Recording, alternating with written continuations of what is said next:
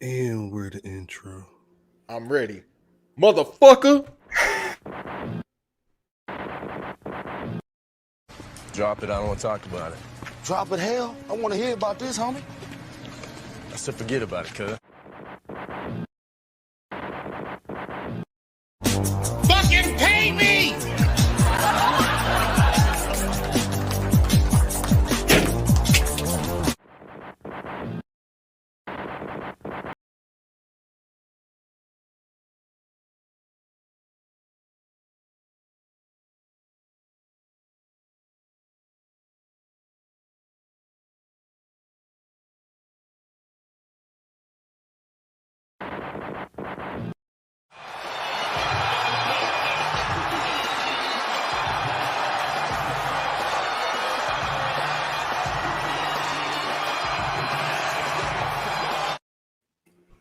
Sorry for cussing.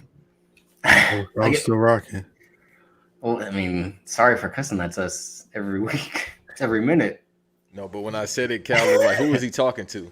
Yeah, well, no, that's always my question. As long as you're not talking to me. That's what I'm saying. I forgot. Yeah, we're not trying to have New York people. Y'all be like Jersey people. Yeah, who are you Just, talking to? who exactly were you referring to? Because just make it plain. Because if it's me, then it's a different situation. If it's somebody else, I hope they're all right. Anyway, Nah. I'm sorry. I would never call you that. I call you the wise old man. I call you the Yoda of this podcast shit. The beige Yoda of this podcast shit. The beige Yoda's funny. And for that company, you feel me? I mean, it is what it is. But no, I mean, if you're listening, this is Banks versus Davis with a familiar voice. If you listen to Black Rasslin, we had Wise Man number 2 on a couple weeks ago, but now we have Wise Man number 1, Khal, my mentor. Oh, I appreciate that. One of my many mentors. This has been is this the third time I've been on, or I was on for Fast and Furious. Well, you did when Disney had that. Here's what we're gonna do to take over the content world, right? And that's when they had their FX on Hulu, and then now that's scrapped. Damn. Here's what they were gonna do with ESPN Plus, and they kind of merged that with Hulu as well, basically. Wow. Yeah, and then once we wrapped up Fast Summer, you were on the post show to be like, yeah, Fast 9, F9, that was trash. That shit was trash. It was garbage. And I was still like, I was still recovering from realizing that when I left the theater. And, Is it up for any Oscars? Razzie. It should be up for some Razzies. I can admit that. Yeah. I need to get that. I've always, the Razzies always used to fascinate me, but I don't follow. I don't even know if they talk about the Razzies online. It just be the next day. You just see a list of awards. It's funny because Banks and I talked about this. It might have been a month ago, but Bruce Willis has his own Razzie category now for like the worst Bruce Willis movie. And it's like 7 movies. That makes sense. No, that makes sense. Terrible. Oscar season MVP. Gotta keep getting them checks though. Well, that's the thing. Nick Cage was in that same boat as well. At a certain point, it's easier to get that quick money. Well, he needed it because he had pissed all his money after winning his Oscar, and then taking those, Con Air, Face Off. Things happen, yo. Things happen. Is all I'm saying. But yeah, that's what we're going to talk about. The Oscars. I mean, Oscar season. Because it's Oscar night. When people will be hearing this, that it would already happen, so you'll know the results. But we're not here to talk about this year's Oscars in particular because the Oscars really don't matter, at least not like they used to. Right. That's how I view. I mean, you see what it's not. I'm not saying because I'm not one of those people who's like, oh, they didn't nominate Spider-Man No Way Home, like they didn't nominate Black Panther, or they didn't nominate Straight Outta Compton. These movies that did well. Basically, either diverse movies or movies that made money. They don't reward commercial projects the majority of the time. They were like, do you know what Coda is? Have you seen Coda?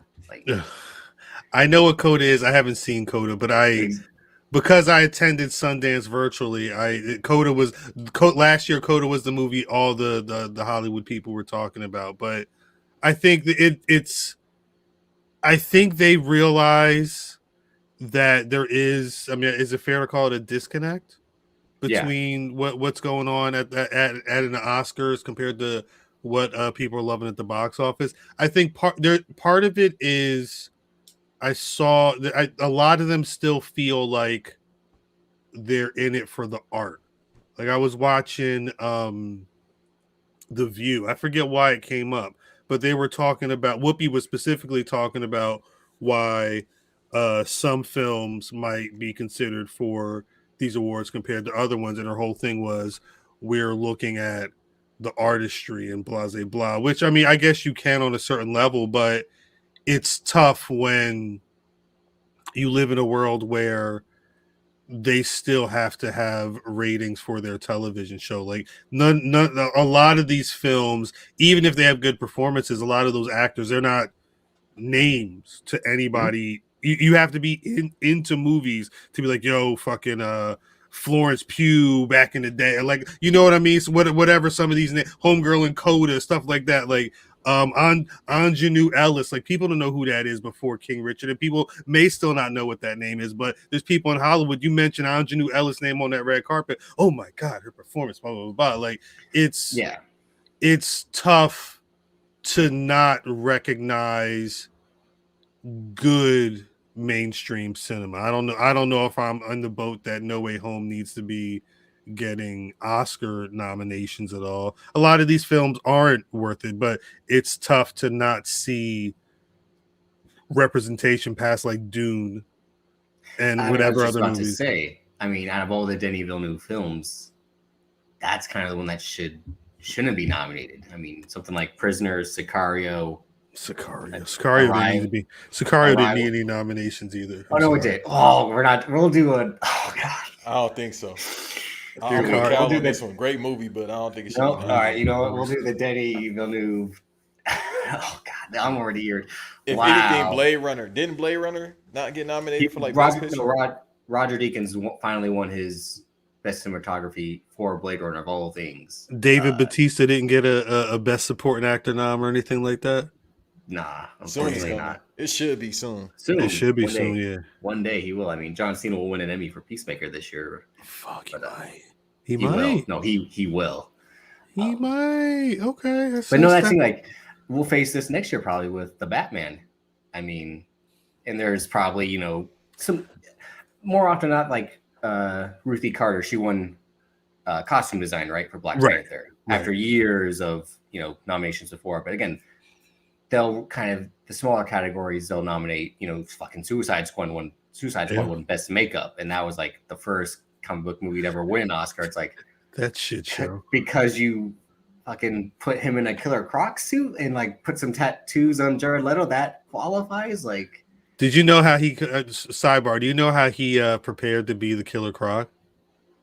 He used to while they were doing like the costuming for him to be Killer Croc, he would listen out loud to like the tapes of like cannibals, like serial killers talking about their shit while he was in makeup getting the shit. Yeah, it was. He said he was all fucked up. Shouts to AAA. Yeah, I was about to say like that man's name I can never say. Shouts to AAA. Adewale is all you really know. I believe that's, but I want to say they called him AAA before I got to be on the phone with him or something. Yeah. Like, they understand. He understands. That dude from 50 Cent, Get Rich or Die Trying movie. Yeah, facts. I mean, he was I think he was heavy duty in G.I. Joe: Rise of Cobra. He was for the real old heads. Oz. He was Adebisi in Oz. He was with the tits. What? Yeah, I think we'll face this coming up. Because you never watch Oz? I never watched Oz. No. After that first scene, the second Oz scene, Oz is a lot. But I mean, when you remember that Oz is man prison, like it's on steroids, like it's really high concept. We're doing drugs and we're killing each other, and then we're gonna have sex with whoever's left, type shit. But it's all the fire actors is in it.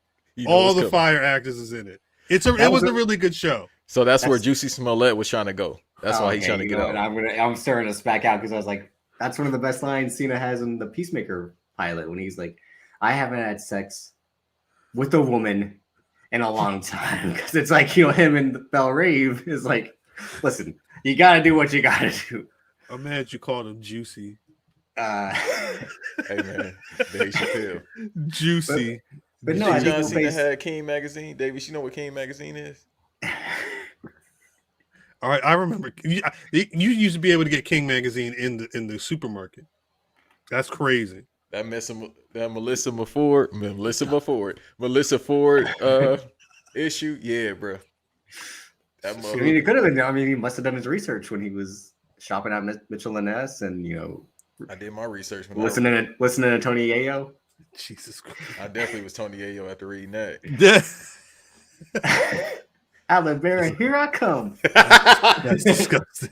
But no, let's get back on track because I think we will face this next year with the Batman, given it's like, they let someone like Matt Reeves, who now has this, stigma, I guess, of an odd tour. Like, I mean, the guy made Felicity and then did 2 Planet of the Apes movies, and now he's like, oh, this visionary mind. I'm like, no offense, but like, I think he had studied Batman enough to like, I know the Batman movie I want to make. But it was still like it was still someone's singular vision, yeah. Much like James Samuel, who did The Harder They Fall. Like, I only think he could have made that movie. And that's a movie that I really didn't get any love, shockingly. We may talk about that later on. Oh, but, okay, yeah. I mean, yeah. I took my son to see the Batman last night. He hadn't seen it yet. And I stayed up for most of it this time. I fell asleep the first time I saw it. I fell asleep, but it's 3 hours. It's a long 3 hours. It's a lot of movie. But I remember the like red. Like there's so much red in that. The scene at the end with the fucking flare, with the flare, and then like the overhead shot of them. Well, I mean, like he definitely knew the way he placed that same Nirvana song over like 10 minutes, like literally they just riding down the road. Mm-hmm. But that shit was hard. But it like you felt. I don't know. I've not listened to Peace of Brother Fan, Peace of You. I've not listened to the episode that y'all reviewed yet because I wanted to rewatch before I went back to that one. Did y'all talk about the score in that film at all? Yeah, I said that's the best thing about it, realistically. Because I love should get nominated for that. And the thing is, I haven't rewatched No Way Home, and the score and that is phenomenal too, especially in the scene with Marissa Tomei when she's telling him with great power comes great responsibility, and it hits at the right time. And that Spider-Man score is different with the Listen, she told Oscar Isaac something totally different today.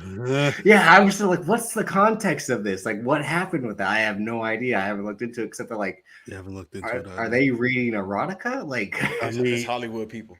Well, and I think with him, he just be goofy. I think he's really goofy anyway. But I recently rewatched No Way Home, and did you say I might need to watch it again. Facts. I have to remember. I don't remember the score enough, but I remembered coming home and waiting because I went to a screening for the film, and then the score came out, and I was trying to find this one scene or the music from this one scene. So I just remember Gordon and Batman talking, and like it was just the score was just so hard, and I remember that so much. Homie better be up for something, when this movie comes around. But like you said, the red, and I think it's Greg Fraser who did the cinematography for Dune, and the pilot of The Mandalorian did the cinematography for the Batman. He might get nominated as well. But that's the thing. It's you see these movies that got nominated. Dune is a big budget movie that was a commercial success, much to Khal's dismay. Something like Don't Look Up, which, I mean, I got not heat with Adam McKay at this point because Winning Time is what it is. I enjoy that it's legit a cartoon, but after Don't Look Up is just like I said with Big Sweet, if you talk about it, it's just pure garbage with a lot of celebrities. Right. And I get you want to yell at people for like the world is dying and it's too late to save it, but I'm sorry, like don't waste my time with this 2-hour, 30-minute movie about why we can't and how it's impossible. I guess it was just like, oh my God, I get it. And his, how you watch Succession and like it might be a documentary, but it's shot like a movie style, like quick cuts and zooms in. And I'm just like, oh God, this is just killing me. More of the same all the time. Yeah. I mean, they need to inject some new shit in there, but again, they're He's a When I former Oscar winner. He won a screenplay award for The Big Short, so he's the guy who will be allowed to continue to come to the dance. Like again, they nominated West Side Story just because it's Spielberg. And like, yeah, Steven's up. I mean, like, but come on, nobody Steve. cares. Nobody wanted to see that film at all. That's what I said when it was coming out. Banks, we basically like it's a 60-year-old movie, or I think 70 at this point, right? Where it's like, I guess you want to retell for future generations because if it's made back then, is it even in color? Like, I'm not gonna watch it, but it's profitable right now for people of color relations. They hope like a lot of this is like good faith type shit. Like if tell that to Nikita Lyons. but you just have to remember that Hollywood is not proactive.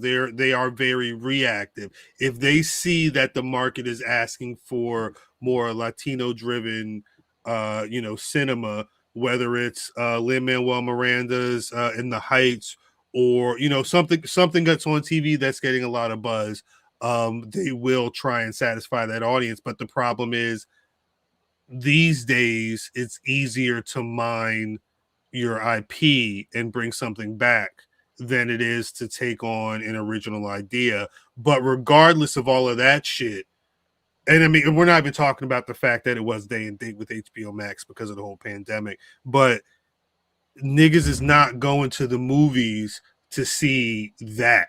Like, shouts out to Channing Tatum and Sandra Bullock for making a rom-com hot this weekend. But it's facts, but it's Zoe not Kravitz. She has it.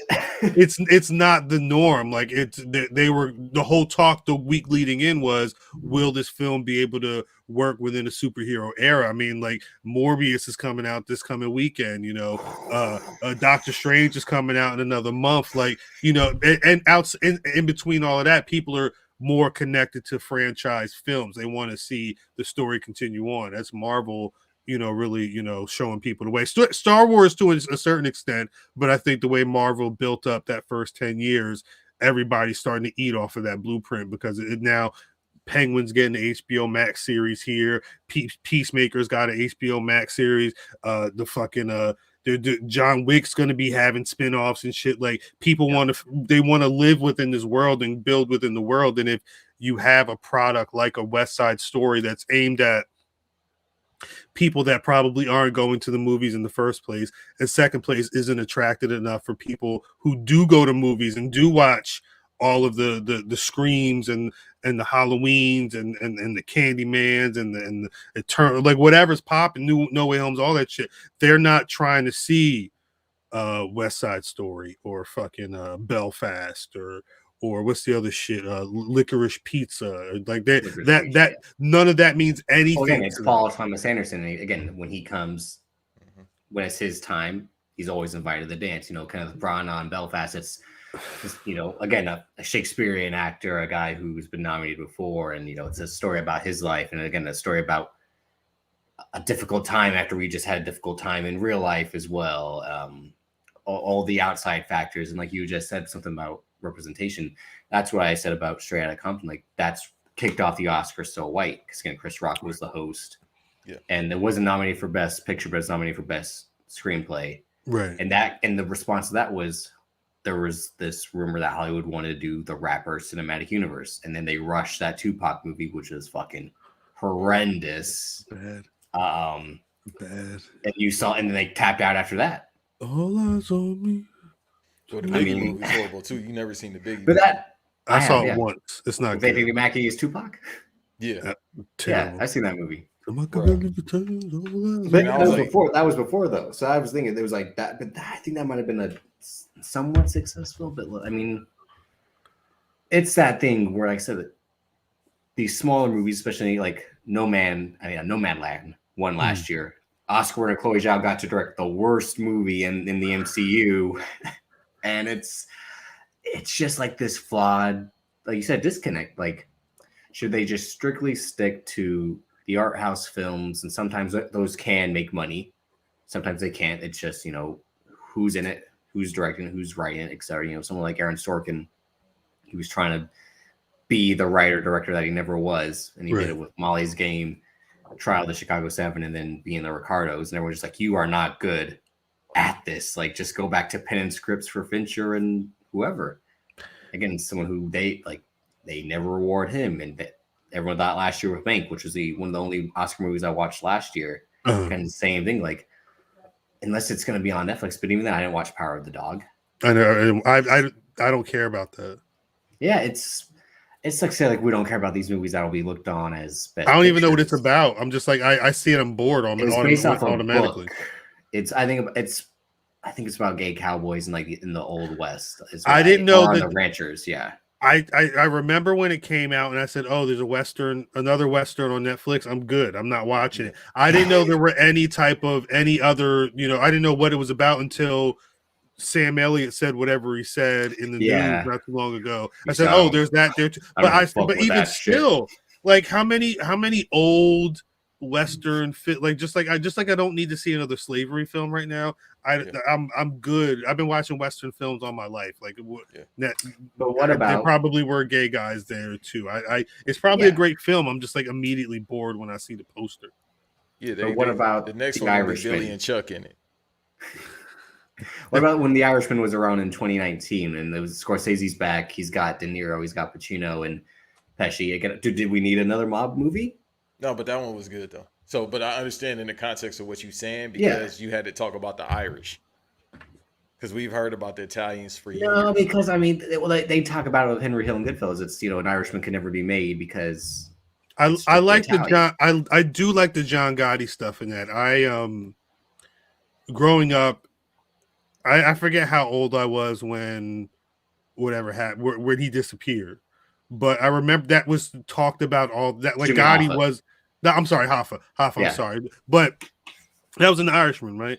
Yes, yeah. Yeah, I didn't know anything about the inside on that at all. So I like getting that. Yeah, that stuff was cool. But I've seen Goodfellas and Casino. Like you're already goated in that. But that's what I'm trying to say. Is like, that again, he's Martin Scorsese. They'll continue to give him chances to make whatever he wants. That's why he's making this movie now with DiCaprio, Jesse Plemons, which will there's always automatic Oscar bait no matter who. I mean, with whoever's attached, no matter what the source material is. But sometimes, again, the source material drives what gets nominated. Like, that looks like an Oscar movie. Like, which we'll talk about with, like, so more often than not, the movies will be hit or miss. Like, they rewarded Moonlight over La La Land in a very dusty finish type of way. Then the next year they give it to Shape of Water over Get Out, which is like, so I guess you wanted to give Del Toro his shine, but like, which one of these movies are we actually going to remember? Well, I've never seen Shape of Water because I was just like, I fell asleep. Del Toro's creature fetish, I was never into. I mean, a fish got a woman pregnant. That's all I I know a lot of people who are into or who weren't into films like that really love that film. Like, it did have a lot of appeal, but again, I like Hellboy, the first two Hellboys that he did, and Pacific Rim's dope. But I mean, the only time I watched Hellboy, I was working Black Friday at Circuit City, and I went into on my break in the break room on the TV. I was eating they provided hoagies or whatever, so I was eating a hoagie watching I'm sorry, sub. I don't know what y'all say, but no, I know what hoagie is. I was eating a hoagie watching Hellboy. That's the only time I watched that film. But you worked at Circuit City too? I mean, I was working at Circuit City. I remember the movie Hitch was out that summer, and I want to say ODB passed away like that year. I remember going to work and learning that ODB had passed away. I worked at the customer service. Okay. Matter of fact, I went into one Saturday. It was either Saturday. It was the day after the Malice in the Palace, and the way the customer service was set up, the TVs were right directly across from it. So that shit, they had ESPN. That shit was on a loop all day. Which that's probably what fueled your real fight fetish. I've been a fan of fights for forever. Forever. That's all it is. It ain't. I remember walking to the school bus and he was getting chased, and I remember he had 3 or 4 finger ring, but this was like 7:38 in the morning. I hope he got away because he was. Oh wow! And look, Didn't y'all reference the DJ shit this past episode when the DJ had people coming on smacking each other for tickets? I got something I'm gonna send you later that me and Eve talked about. We talked about that. All right, actually, shouts to Banks. We got to get back with shouts to. There's a video of the two little boys being interviewed on the radio show about why'd you eat it cold, motherfucking goddamn. You sent me the video with the interview. I know what you're talking about. I was looking at Davis to see if he knew what you was talking about. He better know what I was talking about. No, that I didn't finish it, but it was amazing to see. Like it was not kayfabe. Yeah, no, it's a shoot. They arguing on the interview. He like, bro, he like speak up or something. I'm like, yo, whose uncle is this, yo? He was teaching them how to play defense in basketball. That's wild. And then they just got mad and started arguing. Yeah, he legit is reincarnated as somebody's grandfather. He was talking to him on the interview, like, speak up. He was telling him something. He was just like coaching him, like, bro. So, hold on, I'm gonna say it. Listen, I gotta figure something because there's a lot of it's like a half hour, and even the interview lady was good, but at some point she just like stopped talking and they just kept going back. Anyway, I'm sorry. No, I don't even know why I brought that up. Maybe there'll be a movie about that. Maybe that's a movie we'll make one day. The story of that.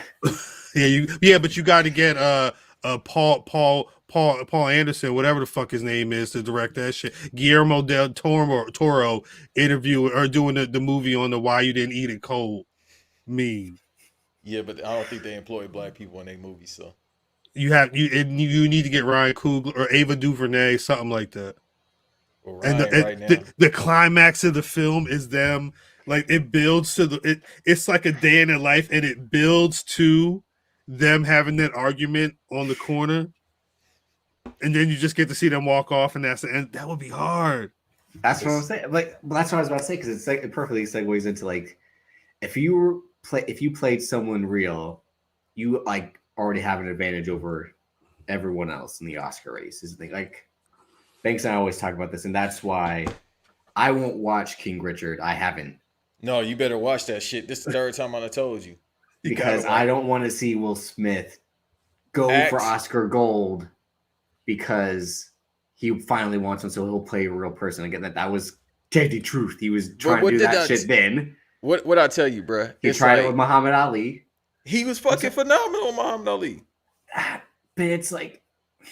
You think we're watching this before we're recording this before the Oscar starts. Do you think he has a chance?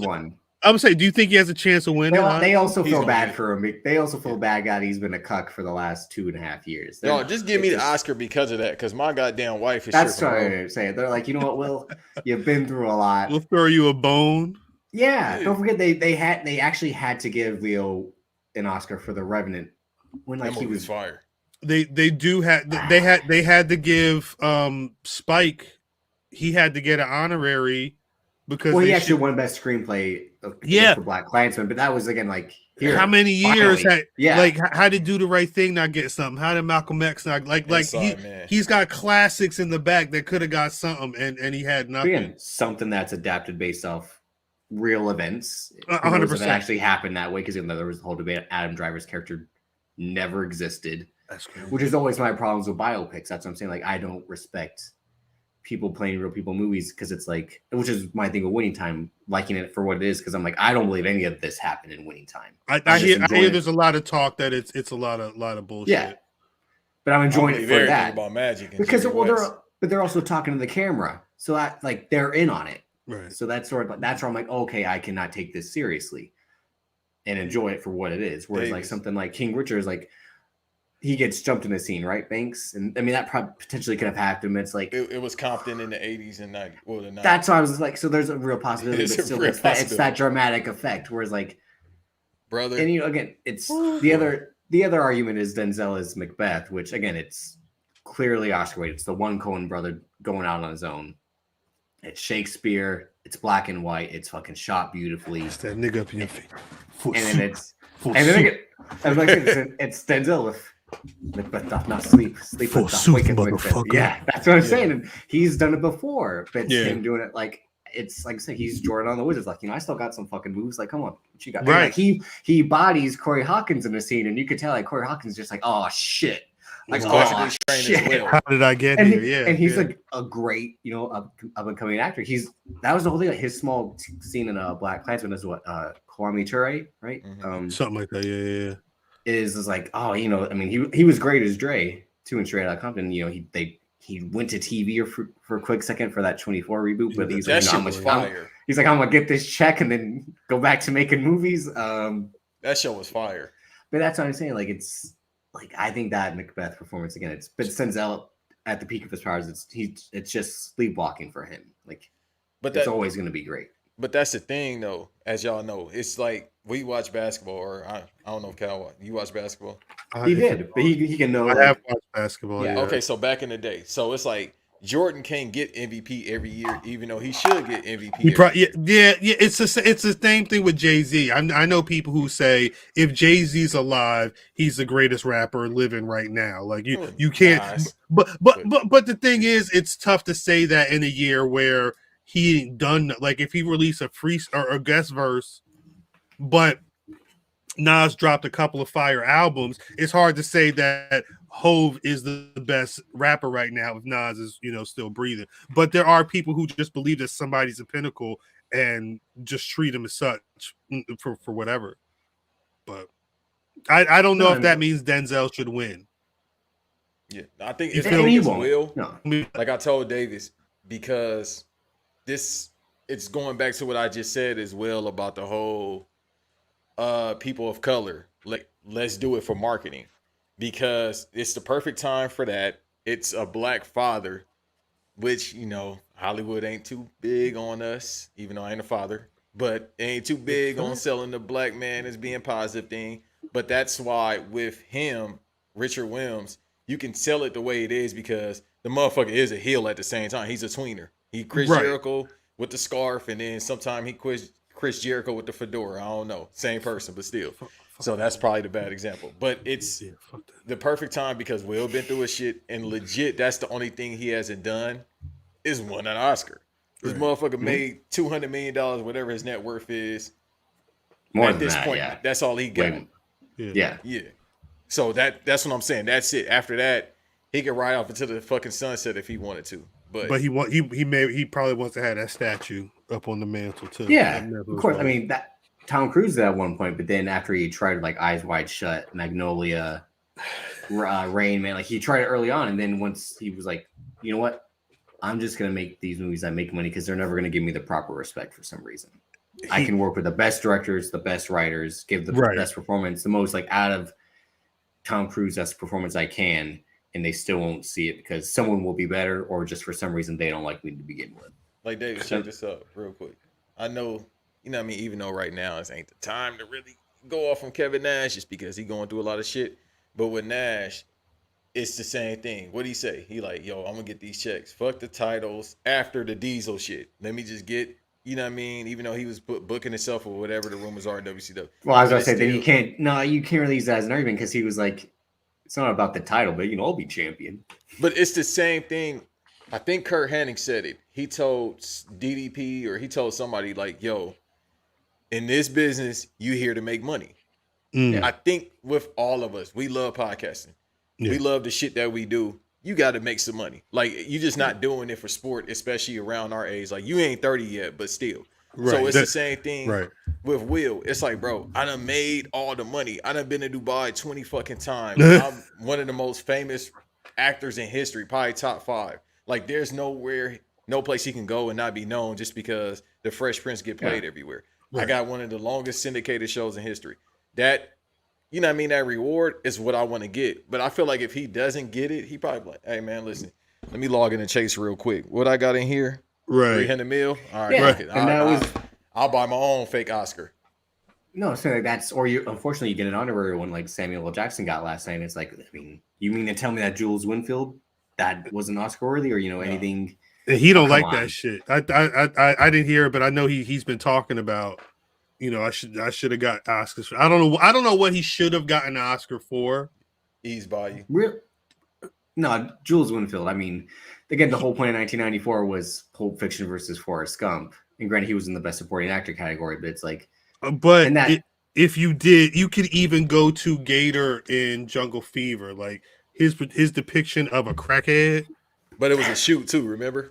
Because he was actually a whole crackhead. Mom, I smoked the damn TV. Like he really that movie went from that movie went from Wesley Snipes is cheating on his black wife with an Italian woman to Wesley Snipes' brother is a crackhead, and we got to save him. We got to play the whole Stevie. They Nirvana something in the Wade. Stevie Wonder's living in. They made a whole Stevie Wonder living in the city music video in the middle of this film about black men and Italian women having sex with each other in the 90s. It was nuts. Yeah, because that was all. And they was looking for him and Halle Berry. That was like big in the tri-state area, right? What, crack? No, interracial relationship. I mean, yeah. Well, you know what? There's a lot of areas where, like it's racially diverse in my area. Yeah. Well, that's the whole point. Like, I haven't seen it, but I know John Turturro's character is like, he says some stuff, and it's like, oh, yeah, no, that's it's some Sopranos stuff. But it's like Godfather of Harlem too. Yeah, you feel me? So that's what I'm saying. It's like the tri-state. It's everywhere, but tri-state areas seem to be at a certain time. It was like the get the fuck out of here. No, yeah, Chambersburg, Trenton. Back in the day, if you were anything but Italian, they would chase you out of there. You go there now, and it's all Spanish. It's just I don't know if it's Mexican. Is that where we were? No, it's not. It's not. Why you didn't go to the store, Davis? That wasn't. What was? They said you didn't want to go to the store, bruh. You would have been straight. That was that was Gene Cena. Gene Cena didn't walk to the store on my block because I'm saying I wasn't there. You talking about July? No, I'm talking about November. Why you didn't go to the store? No, I went to they were ordering the Chinese food. I went to like a different store to get like some Sprite and water because I was like, I need to regain some energy. Next time you in Jersey, go to the store. You gonna be straight. The little dudes that be doing woo walk and all that shit. If they hit you up, be like, hey man, I'm from Cali, bro. And you from up north, so you gotta say I ain't into politicking. So I ain't into politicking. That's right. That's right. But the thing was, I didn't know what the call. I knew we were going to record a podcast, and I knew we were going to be going to the venue. I knew I was just going to be drinking, so I needed to have some chicken wings. I need to have some French fries or some rice or whatever the fuck, just to get the furnace set up. You know what I'm saying? But anyway, I do think, getting back on topic, playing like a real person is a cheat code. It can be a cheat code, especially if you do it well. Because you have footage. I mean, not every time, because obviously Daniel Day-Lewis didn't have footage for Abe Lincoln, right? But that's the whole thing. It's that fucking movie. When I was watching the I, Tonya, a lot of that, because a lot of the illest part of that was at the end of the film when they showed you the real footage that they had. Like, oh nah, yeah, they really did. But like at a certain point, it has to be bigger than, they really matched the color or the dress and the fucking picture in the background or whatever. Or like, how closely do you resemble this person? Yeah, like enhancement. That whole thing. Like when Johnny Depp tried to go for Oscar Gold as Whitey Bulger, was like, oh, you just look terrible. Like, yeah, you look a shitter. Jeez. But that's like, Tom Hardy. Oh, as Al Capone. Yeah. He was a real shitter. Dog, I'm like, I seen a picture of Al Capone before he died. He ain't look that damn bad. That's a terrible film. Yeah, that's why Josh Trank went. Boy. That's why Josh Trank went back into hiding. He was like, Fantastic Four is, it's been some years, and then he made Capone. They're like, yeah. It was the Grandpa Simpson walks in, puts the hat on, grabs the hat, walks right out. He's like, "Oh, y'all still ain't fucking with me." Okay. I love that. I love that. Is it a sign of me being old? The amount of yes. Yeah. I don't even know what you're about to say, but I'm saying because that's one of my favorite gifts that I use. But then they always come if you use gifts a lot, they be saying you old. Nah, come on. Gifts is the way of communication. Is it what's old? Gifts. You gotta use video gifts. Is me? Like, you know what's old? Fucking math, just using like words. Stop it. Like he don't use no emojis. He don't use gifs. He just use words. Well, I mean, he's like, an emoji. What am I, 12? Me talking about word. That's crazy. I'm like, all right. That's ends is a good I think one. there's a reason Matt, for if that. you ever hear this, you such a millennial. I'm gonna tell you when I see you this, you're a millennial. I might text it to you right now. Damn, y'all really going to WrestleMania? Yeah. Are we? We're going to exactly. We're going to WrestleMania, but not Mania. Is what I think. That's no, you're not going to Mania. Are you you're gonna be watching Mania somewhere? Yeah, probably where we're at. Yeah. I'll be at a different WrestleMania. I mean, I also got to keep track of the predictions too, but we're not here to talk about that. Yeah, we should probably speak. I was going to ask about that, but that's not. No, I got it. Go ahead, plug. BRP.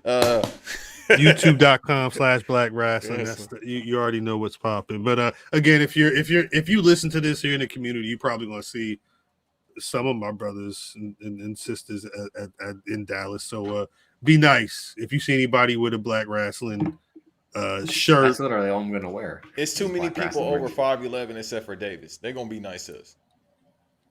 Banks, how tall are you? You saw me. He's about 5'6". I saw you. You might have been sitting down though. No, I was standing right next to you at the bar. Why are you talking? No, I was standing right next. You might have been you. All right, I don't remember. I remember you sitting down, and then I remember you being gone. Be taller, but when I stood next to him, I'm like, he ain't that tall. This one's fine. I'm sexy with mine. You can never be 5'11". This is like when they say Adam Cole's 6'1". It's like you about 5'8", 5'9". Yeah. Well, no, according to Rock, he actually might be 6 foot because Rock said Kofi Greg posted a picture and Greg was literally like towering over Adam Cole, and I'm like, and that was years ago. Adam Cole's supposed to be 6'1". But I'm also like Greg should go to the PC. I'm like, Rock said. Rock said, did he say it during recording or after? But he said Kofi like 5'9". That's believable. He is like my height. He said Xavier like 5'8", but he said everybody is tall. The only two people that's tall is Jinder and Reigns. Yeah. He said everybody else like 5'9". Well, that was the thing before Jinder got jacked. Like he was just like lanky, like. Right. It's a big dude. Damn, we really went wrestling. I'm sorry. No, it's okay. Well, no, there's only so much we could talk about with the Oscars. I was gonna say like because Regina Hall. Shouts out to her. Facts. Yeah, the hosting is just so. Matter of fact, let me send out that tweet. Weird. I like her. I think the thing is, I don't think it needs 3 people. If you got 3 people and one of them is Regina Hall, you could just have Regina Hall. No disrespect to Wanda or Amy Schumer, but Regina Hall's been ready for something like this. If you watch her in any interview, she's just cool, super cool. She's she's not talking dumb shit. But I mean, the only funny thing Amy Schumer was a part of was with John Cena in Trainwreck when he was like, "The boys bring the noise." She had. I remember not really being a fan of hers, and then the second season of her show, for what it was pretty good. Then I started. It had the good skit about the One Direction band and like, "Girl, you don't need makeup." That was actually pretty funny. And then at the end, she's like, "Oh, you actually do need makeup, like to look pretty." Man, I've been on Regina since Scary Movie to this day. Nah, fact. Shakespeare in Love. Boy, I know she was special back then. I said, hold on now. I actually met her in person. Really? I did the Jalen Ramsey. Yeah, I'll tell you where. I was working on a show that was short-lived. The Jalen Ramsey, what do you mean by that?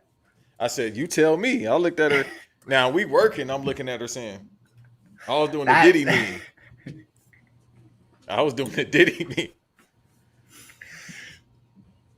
Good days. I miss them paychecks. That's all I miss about Hollywood is them fucking paychecks coming in every Friday. That money is just, you want money? Here you go. And they come in on Friday. It wasn't direct deposit, but when you get that check, I used to be outside. True story. We're going to get back to the Oscars, but fuck it. We having fun. I used to be on the porch waiting on Florence and West in South Central. Look it up. Right on the border of Inglewood. Fucking mailman. Anybody that lived in the hood, y'all know the mailman don't come to 5 p.m. when you need some shit. Jesus. When you need your check. You know when you need the check, it don't come to about 5 p.m. I'm sitting on the porch. I'm like, check cashing place closed at 6, 7 o'clock on fucking Slauson and Crenshaw. So I'm like, this motherfucker need to come. I ain't had no account. Right. Motherfucker didn't come till like 5:23, bro. I had to bust a mission to walk that fucking 40 minutes. I said, hey, man, listen. Did your life turn into falling down? Like, I'm just trying to cash my check. Bruh. But they knew me in there, but it's just the fact the postman in the hood don't come. Michael Douglas out the car now.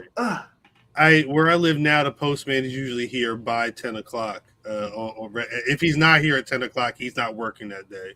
But my mom, where I grew up on the street my mom lives, I want to say it's like a good 3 o'clock. Yeah. I forgot that the mail would come when you least need it. Yeah. 10 o'clock when you're home all day. When you're home all day and you know it's supposed to arrive that day, it's like, it's been 2 minutes. Where is it? Like, refreshing the app or Shopify or whatever the fuck y'all use. Basically, yeah. I mean, that's what's good when you have the alerts. Be like, it's now leaving here. Like, brother, it's been there for 8 hours. Brother, I'm gonna tell y'all a story off air. The last time that shit happened to me, woo boy, I'll tell y'all that story off air. I was like, oh no. I'll tell you, it's not that bad, but I'll tell y'all off air, man. 2020 was just a weird ass shit. Yeah, that's all I can say. 2020 was weird. That was a different year. But nah, you gotta watch King. Bro, I cried 4 times on King Richard. Promise to God. Cause it's just like for him to do what he did, like it's like the LeVar Ball shit. Like, bro, you might be bullshitting us, but then what if you real? Like when you believe in your kid, Cole Harley, like I know Big Mike believe in Davis like that. Right. Is he cutting promo saying like my kid is the best podcaster ever? He maybe.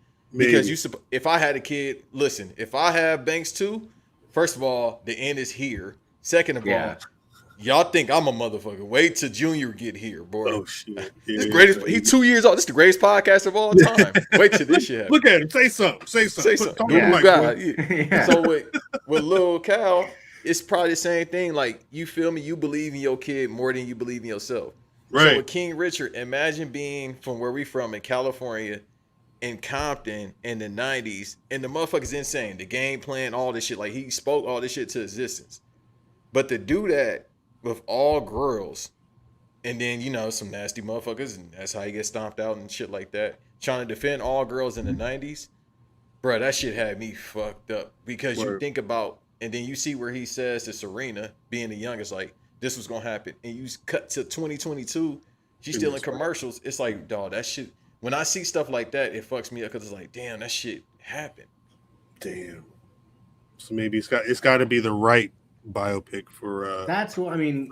That's the thing, because a lot of times I always assume it's like glorified SNL impressions is the way. Like Bill Hader can do a better Al Pacino on SNL and this and that. Alec Baldwin was famous for doing Robert De Niro. It's that thing where like sometimes actors are able to mimic real life people. It's kind of that simple, especially if they've been in the media. Like fucking 2020, maybe that's what shut down, is that Renee Zellweger came out of Wedger, I should say, came out of nowhere. Thanks. Basically from like her fucking dark corner, and then won an Oscar for playing Judy Garland. It was right. Like, and then like that shut. Yeah, that's and no one talks about that, and that's when I saw the trailer, her second Oscar. I saw the trailer. I said, "Yo, the media's going to eat this film alive. They already know it's one of them ones they're going to sink their teeth into, because you can tell they like to see that type of performance." So that's what I'm saying, and something I'm trying to really think of what's a fully original movie, because something like a book I don't think is too much of a cheat code, even like for like Silence of the Lambs, and Anthony Hopkins actually had to create Hannibal Lecter as we now see him. So anyone who ever be Hannibal Lecter after, like Mads Mikkelsen or anyone else, will have to try to recapture that. The Gaspar Ullick, who passed away a couple months ago, right, trying to do a young Hannibal. But you got it. I was gonna say, you mentioned Get Out earlier, and it's funny because there's not a lot of horror at all. That gets acknowledged in the Oscars, and comedy. Like think of the year Hereditary came out. For some, that could have been a best for Toni Collette alone. But some people and the direction as well. You could say that's the best film of the year at the very least. Like when we're doing year-end list, you Yeah. look at that and say, hey, that has to be genre be damned. Just what was one of the best films that come out this year that's there, but you No, won't it's on see my that list for representation. 2018. Yeah, because the you way it transitions from like the dollhouse to the real house, it's some of like the best editing, cinematography. Like I said, it's just a directing masterpiece. Chaos. No, but it's one of those things where the Academy, because they don't recognize horror as something worthy of being in these conversations regularly, that stuff will get overlooked, which is sad. Yeah. And that's the thing where like once Us was released, everyone's like, will Jordan Peele get another one? But then we all kind of agree like that was his sophomore slump. We're anticipating Nope being the comeback. Going to actually, yeah, two things. One, going to the theater yesterday and seeing the Nope trailer. The Nope trailer was read, and it was funny because the screening I went to was a lot of like high school kids and a couple of like women who that you could tell they love going to the movies, but they're not up on. They're everything. Up to date, yeah. Yeah, but I think this was the first time they saw the Nope trailer, and you get like the anticipation for that was dope. But you were talking about people recreating real people. It was funny. I actually laughed out loud when I was watching. I hadn't watched the Elvis trailer. And there's that part. My God. There's that part where little Elvis is with the black people. He's and I was like, what? In the theater. And we talked about this a couple weeks ago. I'm like, that was my hard fucking pass of the week that week because I'm like, MLK got bodied in the movie. I said, okay, I see. That's what I'm like. What's this have to do with the movie? I guess because Tennessee, like I get.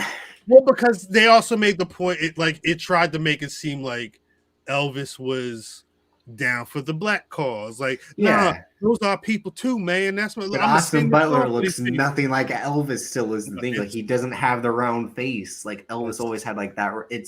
You got Tom Hanks. So Tom Hanks is the Colonel. That's why I watched. I'm like, I said to myself, like, this man talk like this because I'm like, what is he doing with his voice? And he's gunning for that other Oscar. He was like, like he made. I mean, Tom Hanks always fucking Baz Luhrmann, and he. Again, Moulin Rouge and Romeo plus Juliet, fucking Great Gatsby. One of the best pre-quarantine. One of the best parts of working in an office is having a joke that you would then turn into a piece of content. One day, one of my coworkers called Tom Hanks the white Chadwick Boseman, but it was because it was right around the time when they announced that Tom Hanks was going to be Mr. Rogers. He'd already been like Sully Sullenberger. Yeah, he was going to play all the white heroes. Chad for a while, outside of Black Panther, Chadwick was Thurgood Marshall. He was James Brown. Jackie Robinson. Like he was like 4 or 5 different amazing black people, but like that was his bag outside of the Panther. He was. I mean, Forrest Gump. I mean, if you want, that's a book. Let me find. I bring that up. This is only going to work if you. Y'all just made me depressed. I'm like, damn, that man gone. Chadwick. I had to think about that because I got them to make an image. Is it still up? Yeah, I'm gonna put this in the chat, the private chat. Let's just look at the lead image. I know that's gonna get nominated too. That Elvis movie. That's the thing. Next year it'll probably be there. But yeah, my God, when someone says that Tom Hanks is the white Chadwick Boseman, I said that is disgusting. I said that's what I'm sending to the art department, and they made the edit, and that's the lead. If Hollywood heard that, they would snap. What do you mean? See, that's why fucking Chet Hanks got on some shit. He was like, but again, Tom Hanks, Apollo 13, Catch Me If You Can, Terminal, Charlie Wilson's War, Captain Phillips, Saving Mr. Banks, Bridge of Spies, Sully, and The Post, plus Mr. Rogers, like, and now the Colonel, and like he plays a lot of real white men. Yeah. Well, because there's a lot of real white men that have to have movies made. Apparently, have to. He gonna play Davis. Watch. He's gonna play Big Mike. He's definitely gonna do that. No, don't. Raising when I was a kid, I would see the Forrest Gump video box at my mom's house, and it was kind of torn. And I would look at it, I'm like, is that my dad? because he had like the short haircut and it like, and I would legit think like, when young Forrest is in the movie dancing to Elvis with his knee braces on, he's like, is that me? No, I didn't think like in the movie. I just thought looking at the box, I'm like, why is that a picture? But again, I was like 4 or 5, I think. So that's why I'm always like, I hate movies or TV shows. That's why I hate Stranger Things. I'm like, we're all idiots at 10 and 11, 12. Like, you wouldn't be solving any of this. Like, you were 4 fuck or out of here. 5. Yeah, I think I was really young. Forrest Gump came out. No, I'm saying like the Forrest Gump VHS box. Because like, I'm born a year after Forrest Gump. So you were a baby. Yeah, so I'm saying like in probably 99, I think I'm looking at this VHS box thing like, is that? At the high school that I went to, that's the 2-volume Forrest Gump soundtrack was the greatest thing that those white kids had ever heard. It had all the old Bye, Miss American Pie. Oh, you mean all the songs they play in the movie like, for the time jumps? Yeah. Like, yeah, all that acid music. The kids love that. I'm sorry. No. Well, I mean, that's the only form of rock I hate. I hate punk rock. Well, hey. It's I hate the fucking Ramones with a passion. Okay. I'm not a big but you usually have to play like, all right, like that's what gets you. But that I love death metal though. That's my shit. Cracker. Well, hey, he said, hey, at Davis, DC, I ain't say shit. This man's waiting for the Metallica biopic for like. Metallica hard though. See, here we go. I digress. No. I mean, no, they wouldn't because some kind of. I'm saying they wouldn't need it because some kind of monster is already a masterpiece like that. Master of Puppets. I don't. 4/10. That one old Metallica album is hard. Coming soon to a Patreon near you. We'll get Khal on heavy metal. Heavy metal. Yeah, let me get on that, Khal. And you know I don't like to talk, but I got to get in on the nerd talk when it comes to rock. Who else wants to talk? It'll be Khal's wage roll. No, because this is the thing with me. I listen to Motorhead. Oh yeah, you. That's because you like Triple H. No, but besides that, like I shouldn't be listening to Motorhead because I'm what's the Edward Norton movie? American Society X. It give off American History X. Wrestling Society X is what you confused with. That part. I shouldn't be listening to that shit because I feel like, you feel me, they might be like the people over there. No, they might. No, they're not. Might not. They are. So they the people. I ain't gonna do it here, but you feel me? They do the one signal. You feel me? They do the other salute. Yeah. They have those symbols in that facial area. They might not. They are. Okay. Shouts to the good. Like they really be going in. Yeah. But you know how you get there, right, Davis? You got a speedball. Yeah, you got to be a lot of cocaine and heroin. Sharon, my son Ozzy out here, who's my favorite. Sharon, fucking you get the coke. This motherfucker, like, bro, speedball coke. Son, how do you have a heart? Like you know how people say they sell their soul to the devil. I think he did because ain't no fucking way you alive. Well, he bit that bat. Yeah, no, what's that's a work though. They said it's a work. Yeah, I think that was a work. No, it's true. It's something. Who? What was the name of his group? Oh, Ozzy. Black Sabbath. Black Sabbath, right? Hard. But remember, the first squad died on the plane. Right. I Black Sabbath so hard. I bought the Black Lives Matter Black Sabbath T-shirt. When it came out, you have that shirt. I was just about to say that. It's a black shirt. Thing? It's a black. It was on their website. It's a black shirt, and you know the purple Black Sabbath logo is kind of like wobbly. The font, how they're the font. It says Black Lives Matter. It's a black shirt with purple font that said black. That shit was hard. I don't know if it's still available, but no, I gotta look this up. It was summer 2020 or whatever. I copped it. That shit was hard. But I fuck with. I can make it. It'll be coming soon. Lords of Rock, Metallica, starring Khal and Banks. Metallica was hard. Metallica, Megadeth. Shit. Fucking him. Even like Alice in Chains. Like I would, but that shit was all on MTV at some point. I was just about to say, exactly. So you would, after like the wrap stuff, you would say, like, hey, let Saturday nights at like doing the Jay-Z bob your head like this shit's actually like Saturdays at midnight they would have like a 2-hour show where it's just what was it, Headbangers Ball or whatever. Yeah, and if you were up like I was watching random shit on TV, it'd be just fucking devils and skulls and shit. And plus, you watch CCW, so I mean, Sandman, all that, yeah, all that shit. Because Beavis and Butthead got me in the death metal. Yeah, Beavis and Butthead, it would be all up in there too. Yeah, when he used to be freaking out. So I used to be like, yo, but I couldn't play that around my granny, God bless, because she used to be like my infamous grandmother that I talk about all the time with Davis. Because she'd be like, that's that devil shit. Like I had to sneak and listen to it when she go to work on MTV. Don't like, yo, tempt me, don't tempt ye. That's the devil. devil. Y'all think I'm funny. My grandmother was the funniest person ever because she legit used to be super Christian, but she'll cuss me the fuck out. Love it. Like with all the words. Well, the Lord can forgive for that.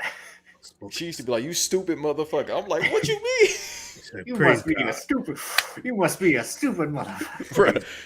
She legit. I just watched 3 Slaps, and that's basically the time my grandfather. I didn't realize that there was I'd never seen the video of the guy with the 3 slaps. There's a real video where and the guy like that. The way Atlanta is so like the kid dancing on the desk. Banks isn't crying doing the fucking dance. After you and Banks do Headbangers Ball Part 2 or the reboot, you and I will do Atlanta talk. Atlanta's the one show. The last 4 years, I would say, I really focus primarily on movies and TV, and I think Atlanta's the one show that I really understand outside of anything else that I watch. I think Atlanta's the one show. It's like, yeah, I got it. You are making television for me. Pro wrestling doesn't do that. Nobody else. Atlanta is the show that I think really speaks to me. It's crazy. I think I can too, in a way, because of like me being a white person is like, oh, we do be doing stuff like that. Like the cop, like, you know who he looks like with that hat? I was like, please don't say Aloe Black. He said Aloe Black. And I was like, this motherfucker said Aloe Black. I was like, no. I'm like, he had a sign that said free hugs. He walked up to him and said, "Is hugs your father?" Well, that's just a good joke at the end of the day. What, bro? Come on, because I'm saying, like, that's a good, like, who no one would ever think, like. But no, because the flip side is the another layer is the white people seeing black people are always trying to free somebody, free Rameek, free. That's where I understood on that, but just like to actually comment on is, that as like hugs your joke. Father. Just like, even though it's so dark, that her being like, "Come on, do the whip," it's hilarious, but it's like, oh my god, it's so like scary too, because it's like she's trying to teach him a lesson, and it's like a real lesson. But you know where that come from too, right, Davis? The little Twitter video with the kid that was crying. No, it makes sense, yeah. But I'm just saying, like, this show literally, I told Banks, like, it's crazy how it's the most terrifying thing on TV, in the world too, but also one of the most hilarious, like the subtle jokes, especially in the second one with like how prison life is in Amsterdam. Damn it, he's just like, oh, you know what? I'm gonna stay here, take my nap, bring in my lunch after. Yeah. Like, bring it in when it's warm. Yeah, Jesus. Prison fire overseas. I'm like, shit. I'm committing crimes every day. He's a star. The jokes like that is. People were pissed. Well, all right. Because I've not been able to talk about this, and I don't know. We've got a little more, I guess, to talk about Archer before we just got to give away our own, and I don't want to take too much of your time. Right, but I will say this. I understand people were upset. People were confused. Like, how the fuck? Like, if you read the description of the season 3 premiere of Atlanta, it's what everybody who I saw complaining. Why is it? I don't care about this kid. I've not watched the show for so many years. It's not what I was expected. They're lucky that FX does the multiple episode premieres when the seasons come back. But if you look at it from the intro, yeah, I'm like, is this going to be a linear season? Because it was a dream within a dream. Yeah. and that led into the action of episode 2. But I think, and again, maybe I need to start an Atlanta podcast at some point, or we save it for like an Atlanta theme series. The announcement for the announcement coming very soon.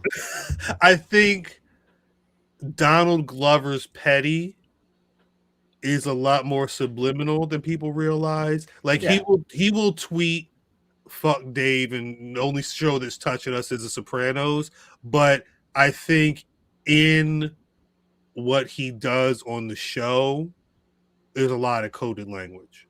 Yeah. But I don't think people are realizing that he's shooting. You feel what I'm saying? Like, and he's shooting at a lot of different people, but that's a whole different other topic because he's not getting an Oscar anytime soon.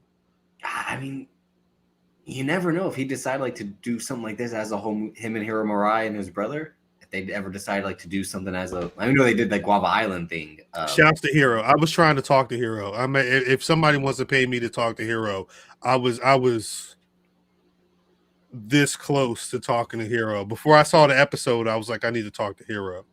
Yeah, 2005 is one of my favorite videos ever, and sober.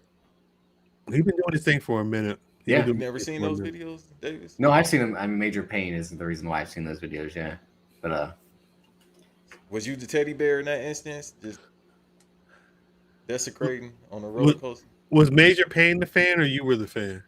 No, she liked Childish Gambino. I was like, but this show's really good. I don't care about the music. I'm like, if you like the music, you should watch the show. Like, right. That's smart. Kind of bridge the gap. She definitely fit the description of a Childish Gambino fan. I ain't gonna hold you. That's right. You don't even know what she looks like, or you told me enough. I kind of told you. I'd say there were similarities to Sasha Banks. I'll say.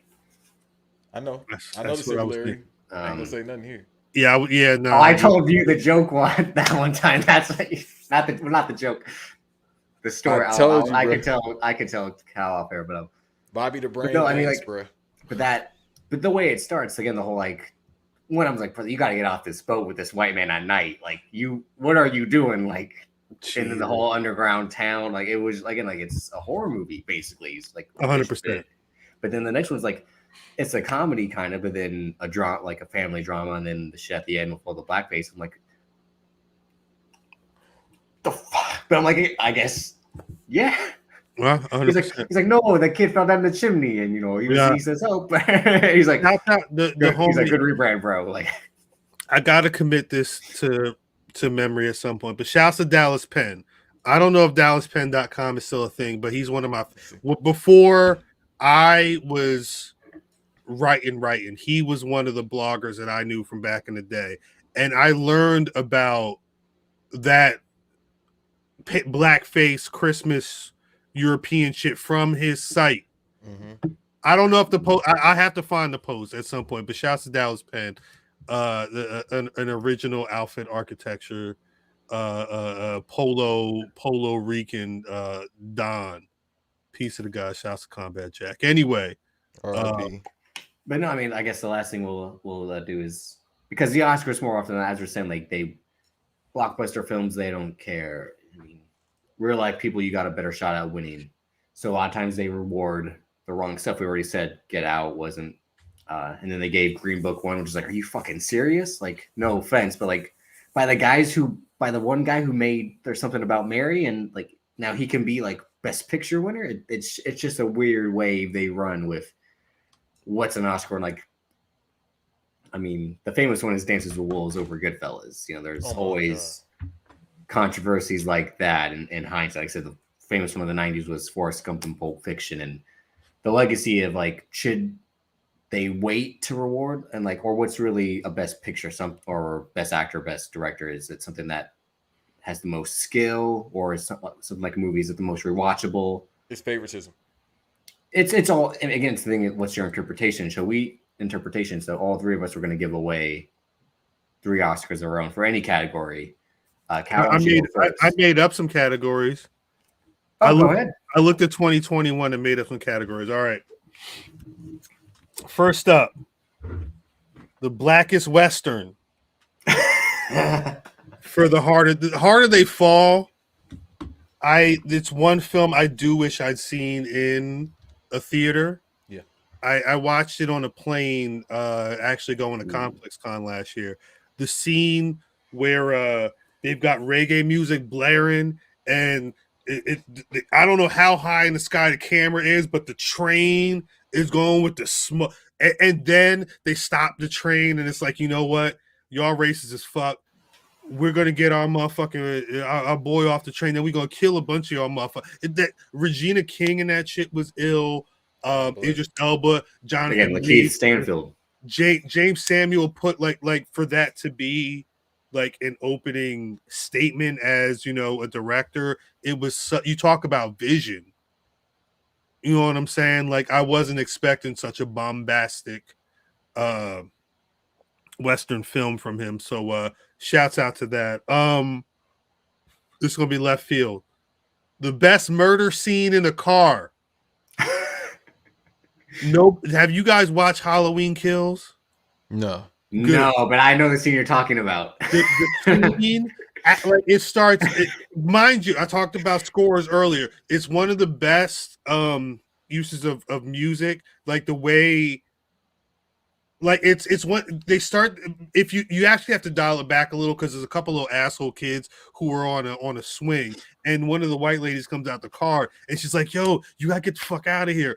Michael Myers killing people and shit." But they're like, "Yo, we see this guy. He's popping in and out the fucking woods. Da, da, da. Oh, there he is." And then she looked and it's fucking Michael Myers, and she's like, "Oh shit, I gotta get the shit popping." But the music starts popping off. You got the black dude and his I think it was his wife. Somebody had a gun, and she was like, "Yo, give me that. I'm trained for this shit." She's all getting ready. The older white ladies in the front, she lock all the doors. They trying to get the fuck out the car. So Michael Myers come up the car, and it's the way the music. It's such a hard, like 3 or 4 minutes of horror. Just everybody dies. The way Michael looking in the out, that shit is so excellent in such a terrible film. So yeah, best murder scene in the. Doesn't he kick car? Isn't it like the bullet ricochets or something? Like she shoots herself. Is what happens after he kills the black dude and the old. And I don't care about spoiling. You got to watch the scene. He kills the black dude, kills the old lady in the car. Homegirl somehow got it. He might have ripped her out the car or something when he started going to kill these people. So she's walking up to the car, pow, pow, and he's like, she's not hitting him, and he's opening the door. It's like he basically he kicked the door, and the door hit her hand, and it hit her hand, and the shit went bam. That's what I thought. I was like, as soon as you said murder, I'm like, isn't he like basically like he's fucking Jackie Chan?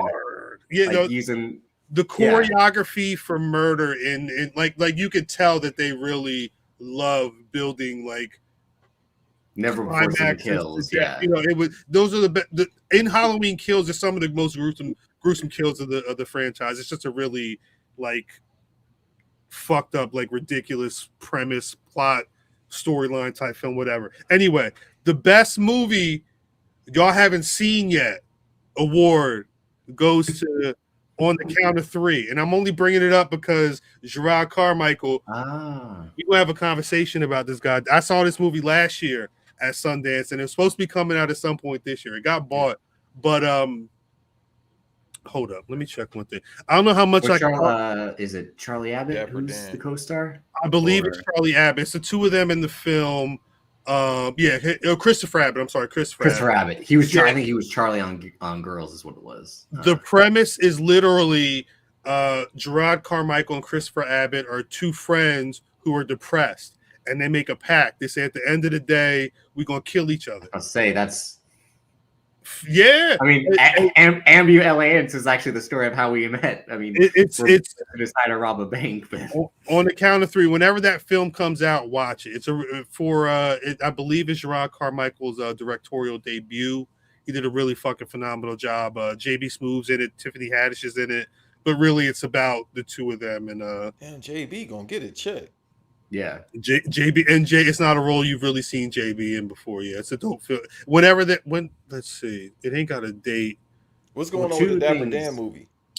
That I don't know, but that's going to be hard too. That's going to be hard too. Whenever if they do that right. That Gerard Carmichael show was actually like a really good network sitcom. Facts. And then he probably has the funniest comedy scene of the 2010s in Neighbors when they do the dildos and he's like, "Did you shave?" He's like, "Yeah, I trimmed my face a little." He's like, "No." Down there, he's like, "Oh no." He's like, "Okay." He's like, "Get the fuck away from me." He's like, "No, I'm just staying still." And he has to rip it off him. Like he's an interesting individual. Yeah, I've never really seen his stand up, but he also had a great appearance on The Shop when Diddy was on it too, because he impressed Diddy by rapping Diddy bars to Diddy, and Diddy was like, "Oh my!" Like, no, I got the opportunity to speak to Gerard once. He's very much a big like Tyler the Creator fan, but he's very much of the culture. If you want to watch, I'd recommend watching the he had a HBO special. If I'm not mistaken, it was directed by Spike Lee. Mm-hmm. Love from Somewhere, I forget. But if you watch 8, the one that was directed by Bo Burnham, the if you've watched old like Richard Pryor, like, and pardon me, I have to like they would have Gerard up in the camera like this. Yeah. And it's not like he's just telling, like, he's real, like, you could tell that there's something artistically going on with him in the way he delivers his jokes and the way he sets up what he's going to talk about. And he's also just very if you watch Carmichael's show, the way that show was built, where it's kind of just like the most, I don't want to say most, like the most like insane way to get into the concept of like Plan B, or something going on politically. He's not afraid. David Alan Grier, just phenomenal. Yeah, it's right. Well, David Alan Grier, I need to find the line. There's a line in the episode where Gerard and his girl come over and they show off her engagement ring, and they were talking about how he got her a ruby because they didn't want to mess with like conflict diamonds, and the whole concept was, well, if all these Africans is going to be dying, why don't you just go ahead and use the rubies or use the diamonds? And he said something. He was like, yeah. He said something about, well, I don't want some rubies when they did all this, and I'm going to be disrespecting some dead Africans. Whatever the line was, crying they're not afraid that he's a person that's not afraid to take risks. I just know that it comes out. I need y'all to see it. The one that stuck with me from that show was I think someone knocks on the door, like Laurel's like, "Oh, that sounds like a beat." Like like he was pulling his Uso. Banks, what are your 3 guys? I didn't think about it in terms of creative ones. That's a topic for another day. Sorry. Those are, that's phenomenal. I wish I would have thought about it. I almost like, because then again I'm thinking like best scene involving this and that. But Banks, do you have what are your 3 Oscar choices? Hey man, first one would be 90s black comedies. Okay. Because Davis seen most of them. So, has he? Yeah. You seen Bait, right, Davis? I've only seen parts of Bait. You got to see Bait. Bait in there, Sprung in there. You seen Booty Call? No. Oh, no, you need to watch that tonight. You need to watch Booty Call. Yeah, you need to watch that tonight. I might watch that tonight. He watching it right now. It might be. I'm looking at this Nets game. No, but Booty Call is in there. I'm going to give some that people usually don't go with, because, everybody go with Friday and next Friday and stuff like that. So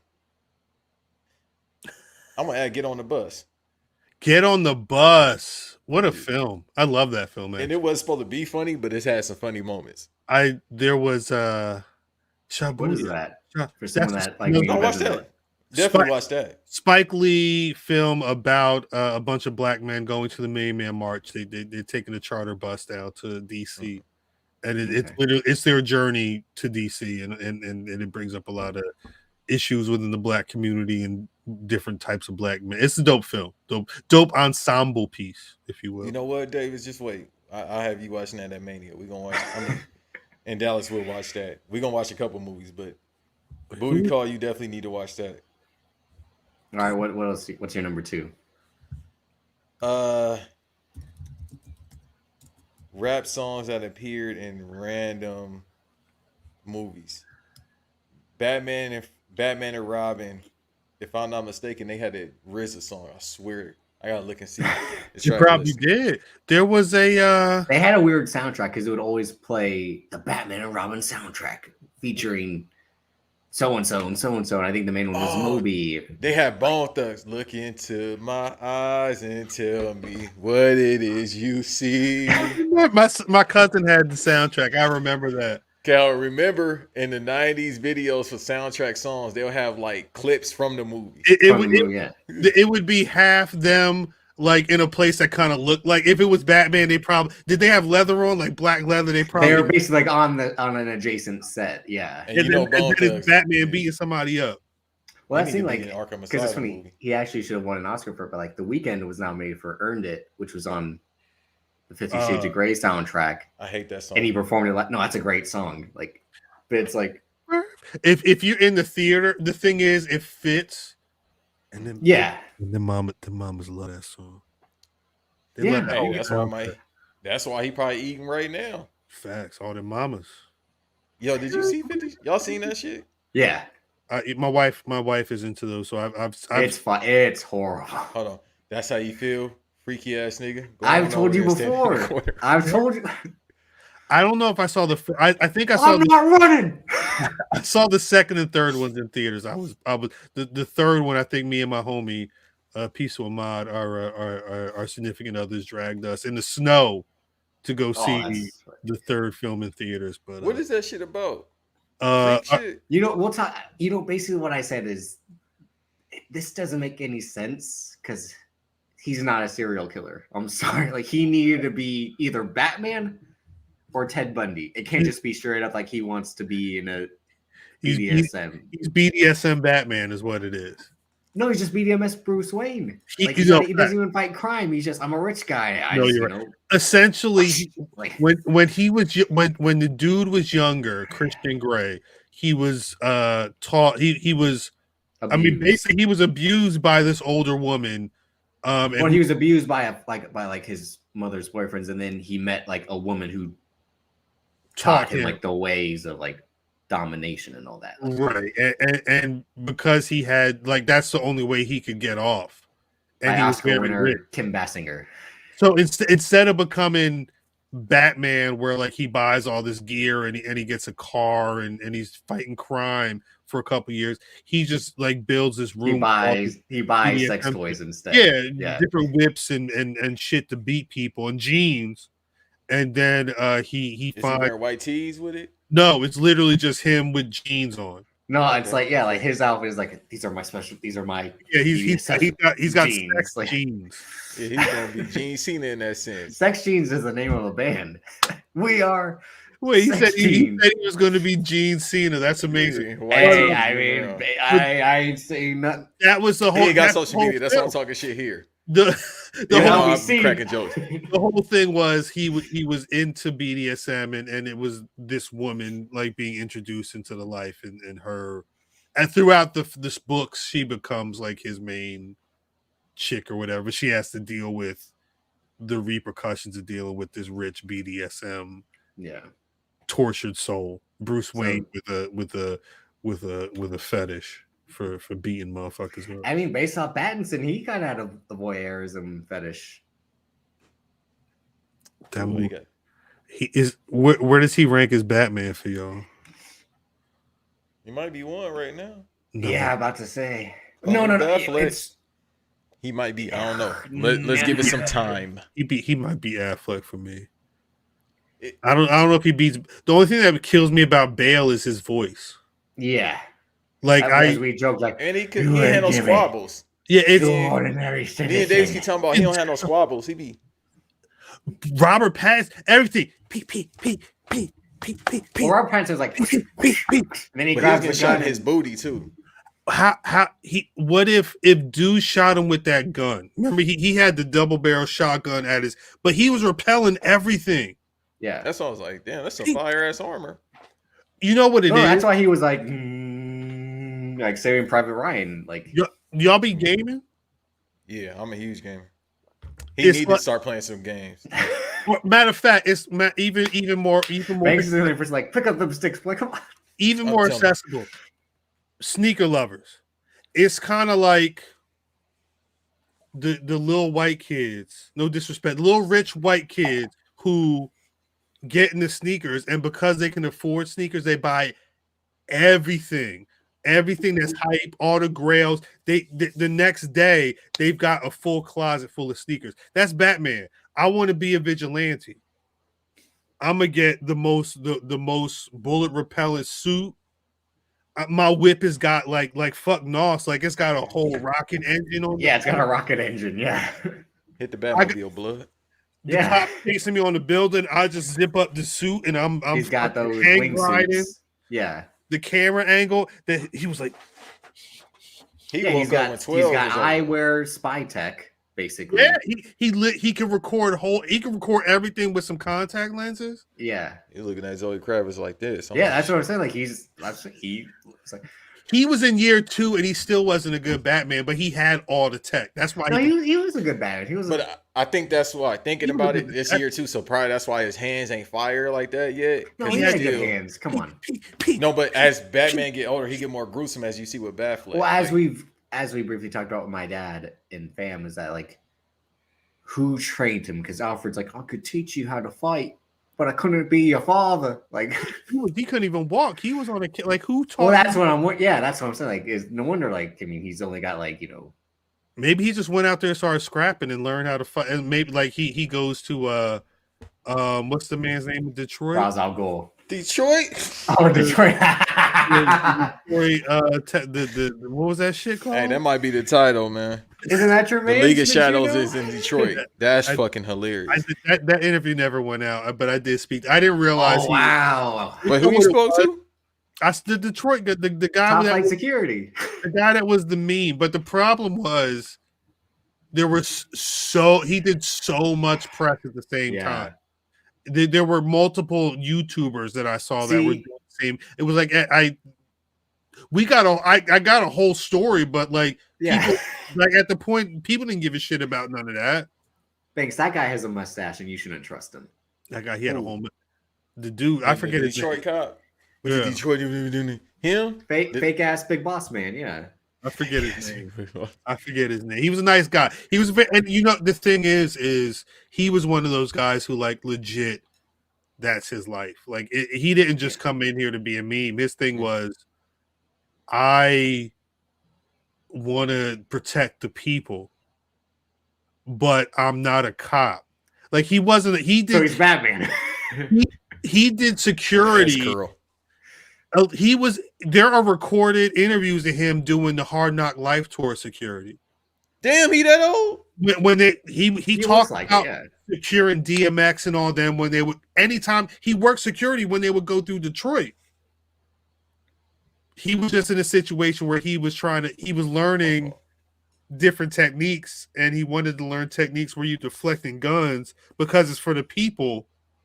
I don't know. His story is very interesting. He's got literally the key and pill, like the man who trained the Batman. He's also, if you look at his name, he's also been on he had like a public access TV show. Like he's very much about being in the public, in the media, in the public light and stuff like that. Why didn't Vince McMahon try to get him for WrestleMania? Vince McMahon, because they didn't have no black people in the writers' room. They will. You know what? They will 2 years from now, like everything else. Facts. Let that guy come out again and pop off, and he'll probably, or Dr. Umar, he'll have one of them in there at some point. No, we still need that. That's one of the funniest fucking things in 2020 with Black Announce Table. It was like Dr. Umar need to. I think that was a question I might have submitted. I always submit weird ass questions, but I was like, yo, he need to be that. No, fuck that. Forever. That's the tradition forever. He need to be they need to bring back the Hurt Business and let Umar be the leader. Umar be the wouldn't he be the Aziz and Omos manager? It's too late. When the last time you seen Apollo? Do you think he can work? Who? Dr. Umar. Somebody said supposedly it is. I told you he's got a white wife or a white girl. Yeah. Do I believe that? No, he do got 2 kids, but I can't say what race she is because I don't know. But they said apparently he do got 2 kids. I could believe that he has 2 kids. I could He from totally Philly. believe he has 2 kids. But in terms, well, I mean, like in my old age, knowing men who are that like that sure of their faith, a lot of the time you find they are also some of the ones who are the most promiscuous. I'm just saying they just be out here because they know how to talk. He said he got 2 wives. You didn't see the pictures? I don't pay attention to a lot of He got 2 wives. He got married, and he had his 2 wives. recently. Yeah. Yeah, So- kid. They're white. No. If One they of were them- white, if for his brand, if they were white, that'd be crazy. You'll see. You'll see. No, but look, everything is wrestling, so maybe it is a work. But he from Philly. He definitely got 2 kids. Like everybody from Philly got kids. Philly facts. I could see that. Like I've But I never don't met know. somebody that wasn't from Philly at a certain age that didn't have kids. I don't know what it is about Philly, but they be having You kids. don't have kids? You said who? Meek Mill. Yeah, he got 2. See? And it be 2. Okay, Maybe I'm on to something. let's not slander the city Hey. of brotherly love. I'm just trying to There you go. I The city of brotherly look. Look, they I'm That almost trying- sounds like something else, though. and they got some hashtag good women in Philly, even though they sound like murder movies. What's your final Oscar, Banks? All right, so you were giving Bone Thugs the Oscar for Batman and Robin. Facts. Nah, cause who had a fire ass song on the On the random? Batman Forever soundtrack? No, that would be Batman and Robin if he's Batman. Yeah, cause Kiss from a Rose. I was good. Kiss That's by why I a was Rose. asking. Yeah, that's my favorite song ever. But that was on Batman. Gotham City by R. Kelly was on. Yeah, it's got them. The city of justice, the city of peace. There. Bone Thugs and Harmony. Look into my eyes. Yeah. That's crazy. I remember ASAP Rocky freestyled on that shit, and it was horrible. Michelle Yo, you know- and J.K. Ochoa. What Eric Benet's got a song on the soundtrack. Hey, Khal, look. So that's what I'm about to say. You know who that security guard looked like? Oh. Howard Hewitt. My mama loved Howard Hewitt. What's that one song? That's Amen song that he has? Yeah, she loved that Yeah. shit. Howard Hewitt? Yeah. They Davis don't know about no Howard Hewitt. See, Davis, that's what I'm saying. You gotta listen to R&B. You feel me? So you can. might need a black mother to know who Howard Hewitt is though. Like that's some. No, if I start listening, don't I become the cultural appropriator then? If I start getting into stuff now, R&B. See, the thing is with R&B, it's open to everybody. Like they said, Kevin Nash. I mean, I'm trying to grow my and hair along on the Redacted. top so I can get cornrows. But that's something else entirely. Did you hear Stevie Ray? That's when you're appropriating. Did you hear Stevie Ray interview when he was talking about Redacted, Bolea, and how he know a lot of shit about R&B singers? Like he would tell them like, "Yo, whoop de whoop whoop, didn't he make this?"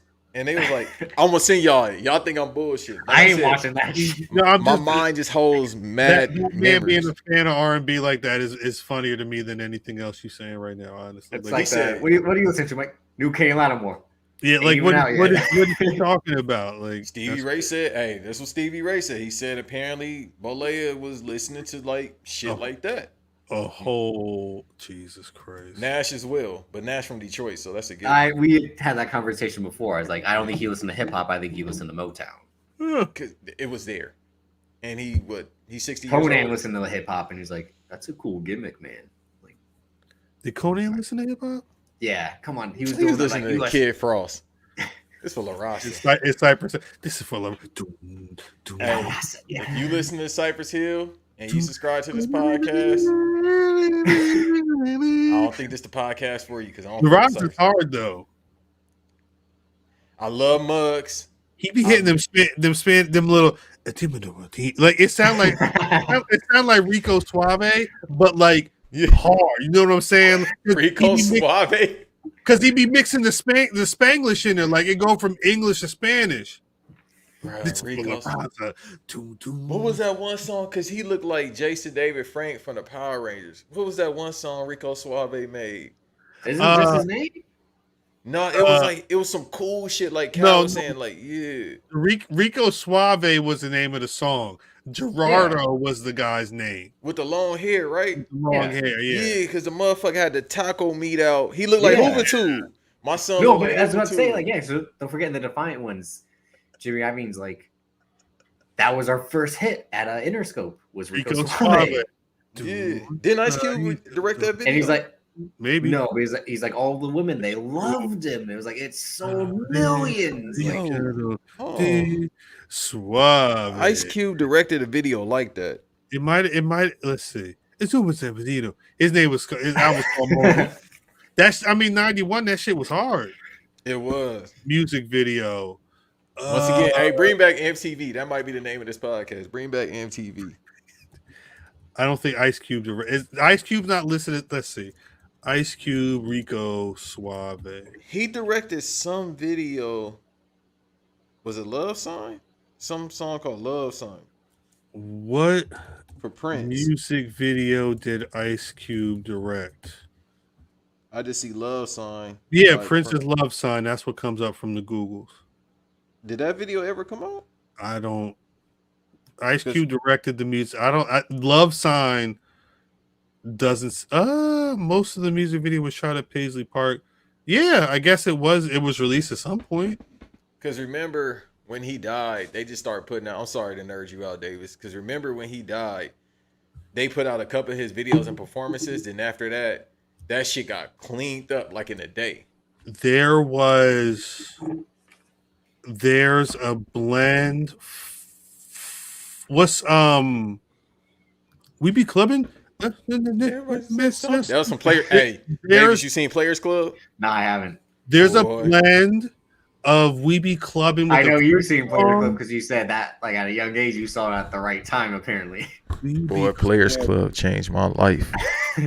That's why I'm a freak boy right now. You want there's a bootleg blend of Prince. There's a Prince single. Is it Musicology? And I gotta find it's on a hard drive somewhere. But I say that because I think Ice Cube and Prince really were cool, like cool. And it was one of those things where it was like this remix of this new Prince song and this old ass Ice Cube song. It's the only time we're playing on radio. And I think the MP3 I have is from the time it got played on radio. The one time in life. But I think they were cool as fuck. I wouldn't be surprised if they had done more work. I don't know what Love Sign is though to know. Well, he would just do stuff and hide it. Ken Kevin Smith has a great story That's about the other thing, right? He shot a whole Prince documentary for this album and then Prince kept it. Prince, he's like, I just did like month's worth of work. What the secretary said, Paisley Park. That's it. There was the woman who was Prince's engineer for a while. This pod is all over. I respect it. The woman who was Prince's engineer, she said he would come home to the studio after a concert and be so hyped with an idea that she would literally get the mic set up. They would be in there jamming for an hour, committed all the tape. Prince in the city, and he listened. Yeah. All right, delete all that shit. And she said, "What? Scrap it." Well, it's like what Eminem said about Dr. Dre, where like the shit about detox. Like he would say, like it's not good, and Eminem's like, "Are you out of your mind?" Like, because nothing's perfect to him, and again, that's why he scrapped the whole project. And then, damn, he sounds just like me with podcasting. Over the quarantine, I felt like I was just like put my reps up. I got a number of interviews that are kind of just sitting there, but there's like over the last 10 years, there's a couple of things for whatever reason it didn't come out. Off air. But you could really feel like it's sometimes you got to do that. Sometimes you got to learn. Yeah. But no, that and we'll get off, talking about Prince, even though that's the GOAT. It's just weird, bro. Like you hear them stories, like they said in his house, it's just like amps and speakers all over his house. I think Kevin Smith even said that. It's like speakers so he could hear something being made in the studio. But they said this dude would legit not sleep. That's why they was all on drugs. Yeah. That's why he was on drugs. That's why Michael Jackson died. He was sleeping because he would take that shit to go to sleep. Yeah. Milk. I need my milk. No. Yo, but give it milk. And James Brown was just smoking that crack. Yo, what episode was that? YouTube.com/blackrasslin. I'm sorry. No. Hey, no, for real, because I was just about to give y'all flowers as usual. That What the fuck episode was that? Was it recent or it was a couple? It was 2020. Whenever Math was like, "Yo, they just buried James Brown." That's a bit ago, yeah. Bro, yeah, James Brown was just sitting in the refrigerator like some. That shit happens though. That shit, especially when the families are trying to dispute the money. Would that be best cameo in a Undercover Brother when he's like, "Say it loud"? That was a shame. And then Chris Kattan is like, "I'm blacking out, bro." That's gonna be you on Thursday. You gonna leave while I mean I'm blacking out, proud. Hey, bro, go over there. Chill out, Davis. Chill out. Chill out. I just want to make sure Davis is good. James Brown got 12 kids, right? Maybe. Who has more, him or Stevie Wonder? Stevie. Where y'all at on Stevie Wonder and his vision? He could see. Bomani got a whole article he put out like 2014 about that shit. I was about to say that's been his thing the whole time, right? Is that like he could see that it's the video. All right, hey, Khal, what would you believe more? Stevie can see or Magic doesn't have AIDS? No, Stevie can see because Magic is rich enough to live. Well, I'm saying like the medicine to pay for AIDS medication, I'm assuming it's got to be expensive. This is Magic Johnson. He's an Olympian. He was an NBA champion when I first started getting into basketball. Yeah. I'm assuming his money is long enough. He's got movie theaters and shit. If anybody could, any black person could afford to live on AIDS medication for decades, I could see it being Magic Johnson. There's the video of Paul McCartney walking across the stage, and the mic is on a stand. He brushes against the mic, and his shit starts to fall. Stevie said, and he grabbed. Maybe he's Matt Murdock. You don't know. No, but this is the thing, because I was thinking about this not too long ago. So I recently rewatched a video, and Stevie catches the mic, and the guy next to him, like, make sure he's like, "Oh shit, let me grab this so people don't realize what's going on." Because he was quick to be like, "Oh wait, Stevie, I got it. But Stevie, drip. You've never seen it like no. But let me ask you a question. Let me ask you frame by frame, like drip. You're blind, okay? You're a blind person. Stevie Wonder's been blind since he was a kid, right? Young-ish? Yeah. How would Stevie Wonder know how to hold a modern camera? Because there are images of him. And look, true story. How would he know? I'll call her right now. She pick up the phone. My mom says she seen him at Best Buy in Westwood. I'll call her on Pico Boulevard. I swear I'll call her right now. What, looking at TVs or something? Like, I don't know how long you want this pod to be, but there was a story. Fuck, who was it? I just be mindful of you. Yeah, that's what I'm saying. No, that's we're fine. Actually, I got a lot of stuff done, so we're fine right now.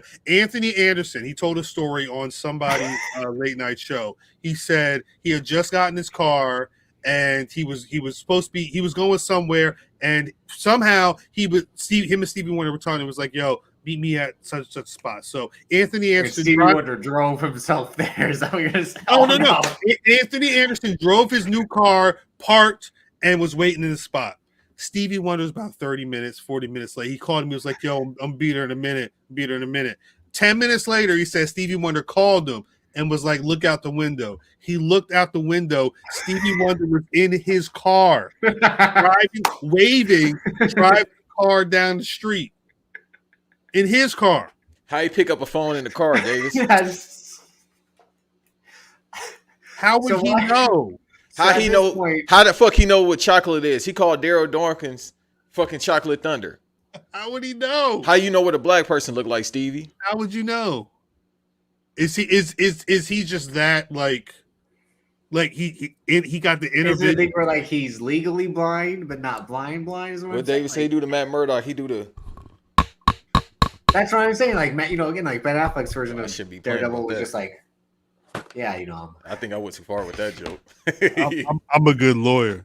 Yeah, that's what I said. If he's able, maybe he just has the heightened senses that Daredevil has. Dog, Maybe he's the greatest of all time. Then Prince, you got to go number 2. If that's the case. I'm just thinking of Anchorman too. If Stevie Wonder is the musical Daredevil, then Prince is number 2. Yeah, Michael Jackson number 3. If you watch the Oscar-nominated documentary Summer of Soul, there's a lot of old Stevie Wonder footage playing the drums and shit.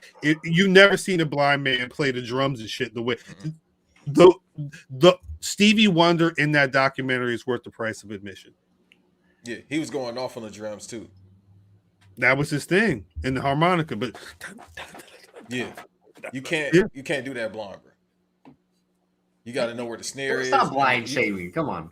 No, I'm not, because I don't fuck around play like that. I need my vision. How did he know the microphone was going down? If he, I'm telling you, again, like ding, ding, ding, like you felt the vibrations and like the Daredevil's whole thing is like the. So he's feeling the sound. Stevie Wonder is such a vibration of the sound. Yeah, you can feel the vibration in the air. Yeah. All right, Davis, I got one for you. He got all them kids. How the fuck he know where the coochie is? Because he just like, all right, mate, like. He just now, mind you, Ray got a lot of kids too, so you feel me? And that's a shit. He was touching the wrist, right? He just knew about it. He touched the hand and shit. Yeah, he seen a healthy woman. He said, "What's the part in Step Brothers? Like, is that your wife? Yeah, hi. He's like, can I come over and touch your face?" The blind neighbor, like, heal, Cinnamon, heal. Terrible. I ain't trying to crack jokes about the blind. I need my vision. You just did. No. Wait, Davis, did you have honorary? Well, he they still has to give one more. Unless he's giving to Stevie Wonder for best actor. Oh no, what musician would be the best actor?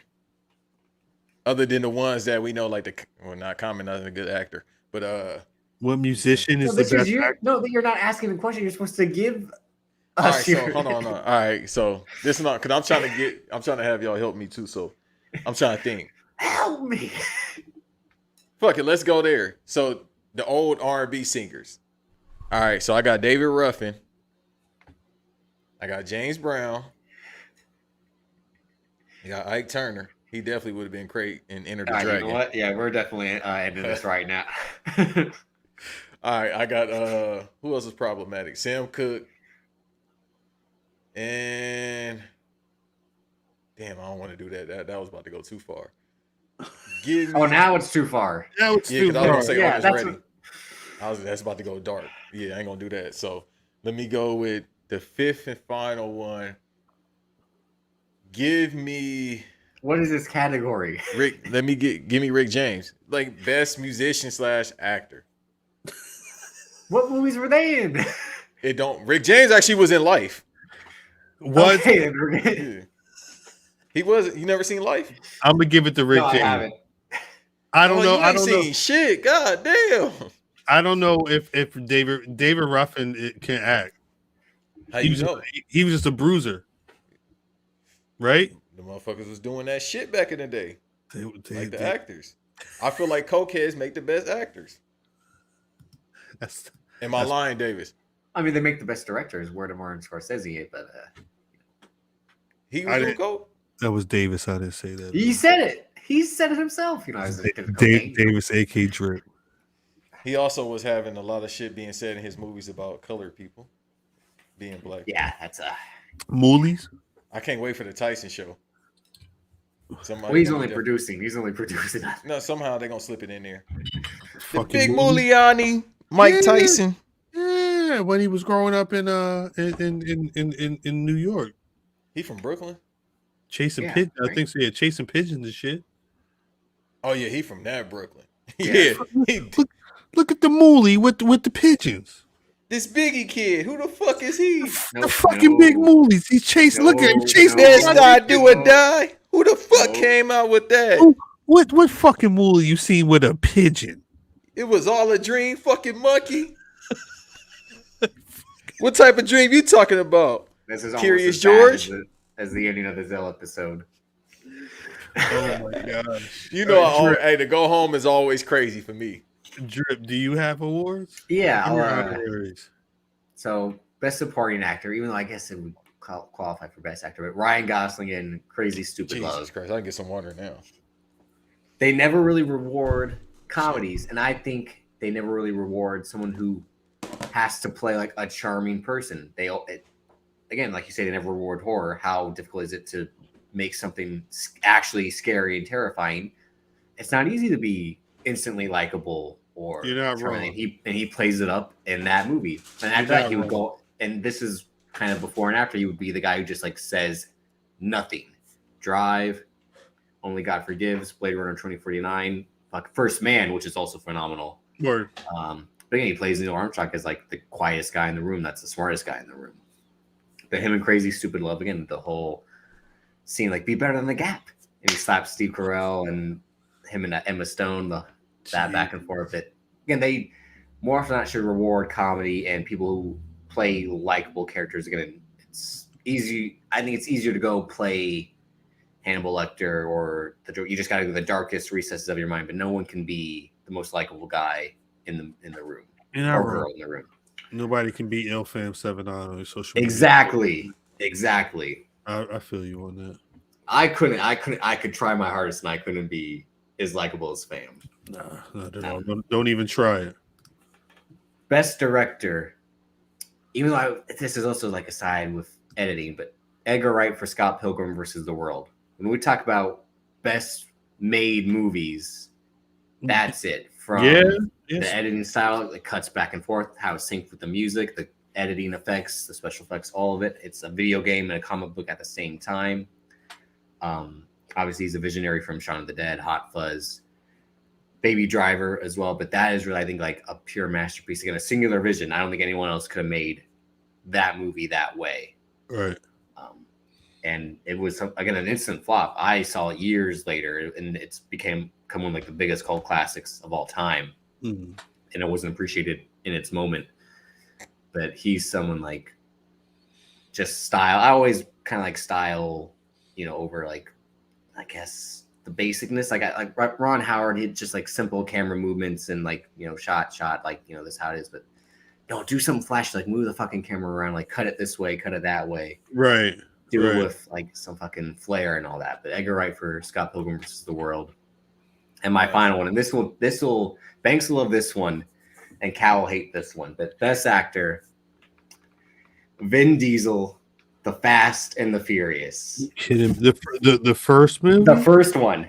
Because that man, he had told Brian Koppelman on the set of Knockaround Guys that it was going to be a Springsteen movie about it was Springsteen meets Cars.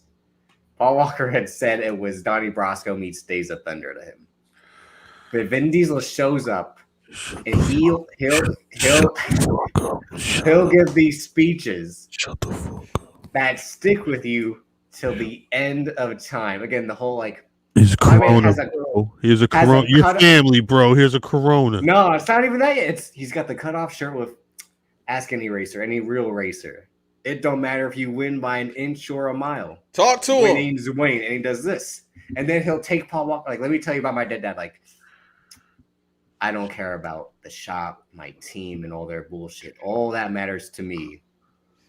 Those 10 seconds or less. I'm free. Like this. And Paul Walker looking back at the way Eric Sinclair shoots those scenes. He has this Brando De Niro masculine energy, but then the like soft side to it where, again, like, it doesn't, he kind of does his 0 to 60 style when the like, Brian, get out of the way. Get out of the way, Brian. Like, I'm not running. Like, he'll, like, it's cinema. No one really acts like that in blockbusters. Word of Dwayne Johnson. Acts. Look, he was going to sneak the Rock in to diss the Rock somehow. It's easy to play yourself, Dwayne. I'm doing the CM Punk thing. You got him on the phone, right? Don't disrespect the Rock. You got Dwayne's number, right? I may. Like, really, in my opinion, again, because the Buster brought me back. I mean, they rewarded Al Pacino for being, she like son of a woman and scream and yell and all that after he became that guy. And they'll always was it he do that. Yeah, that's what I'm saying. Like, you either have a real person or a disability. Are you wishing? That just shit don't happen. If I can't see J.A. Cargill, get me up out of here. I mean, I could probably look up who was nominated in 2003, and he probably had to do. I think it would be Sean Penn and Mystic River, and that's just him doing, "Is that my down in there?" I hate fucking Sean Penn. I ain't gonna hold you. Oh yeah, fuck him. He's a That's short a conversation for a different day. He said, "Fuck him."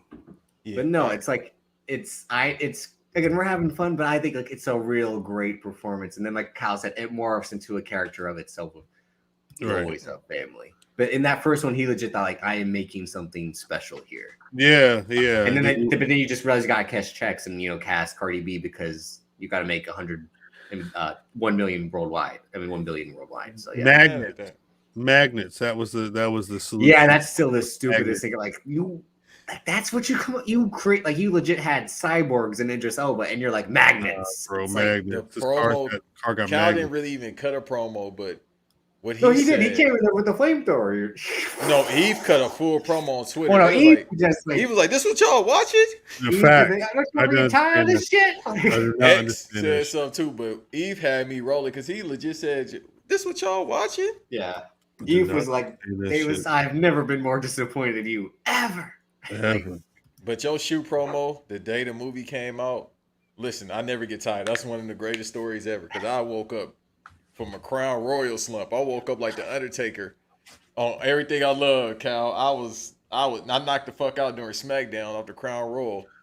I woke up like Taker, like Doom. I was like, let me see what's going on Twitter because I just passed out. Speaking of which, let me take a shot before we get listen. Yeah, listen. But no, I mean those are my picks. We could have done like some more realistic. Like I mean, an obvious one. I think that we probably all agree.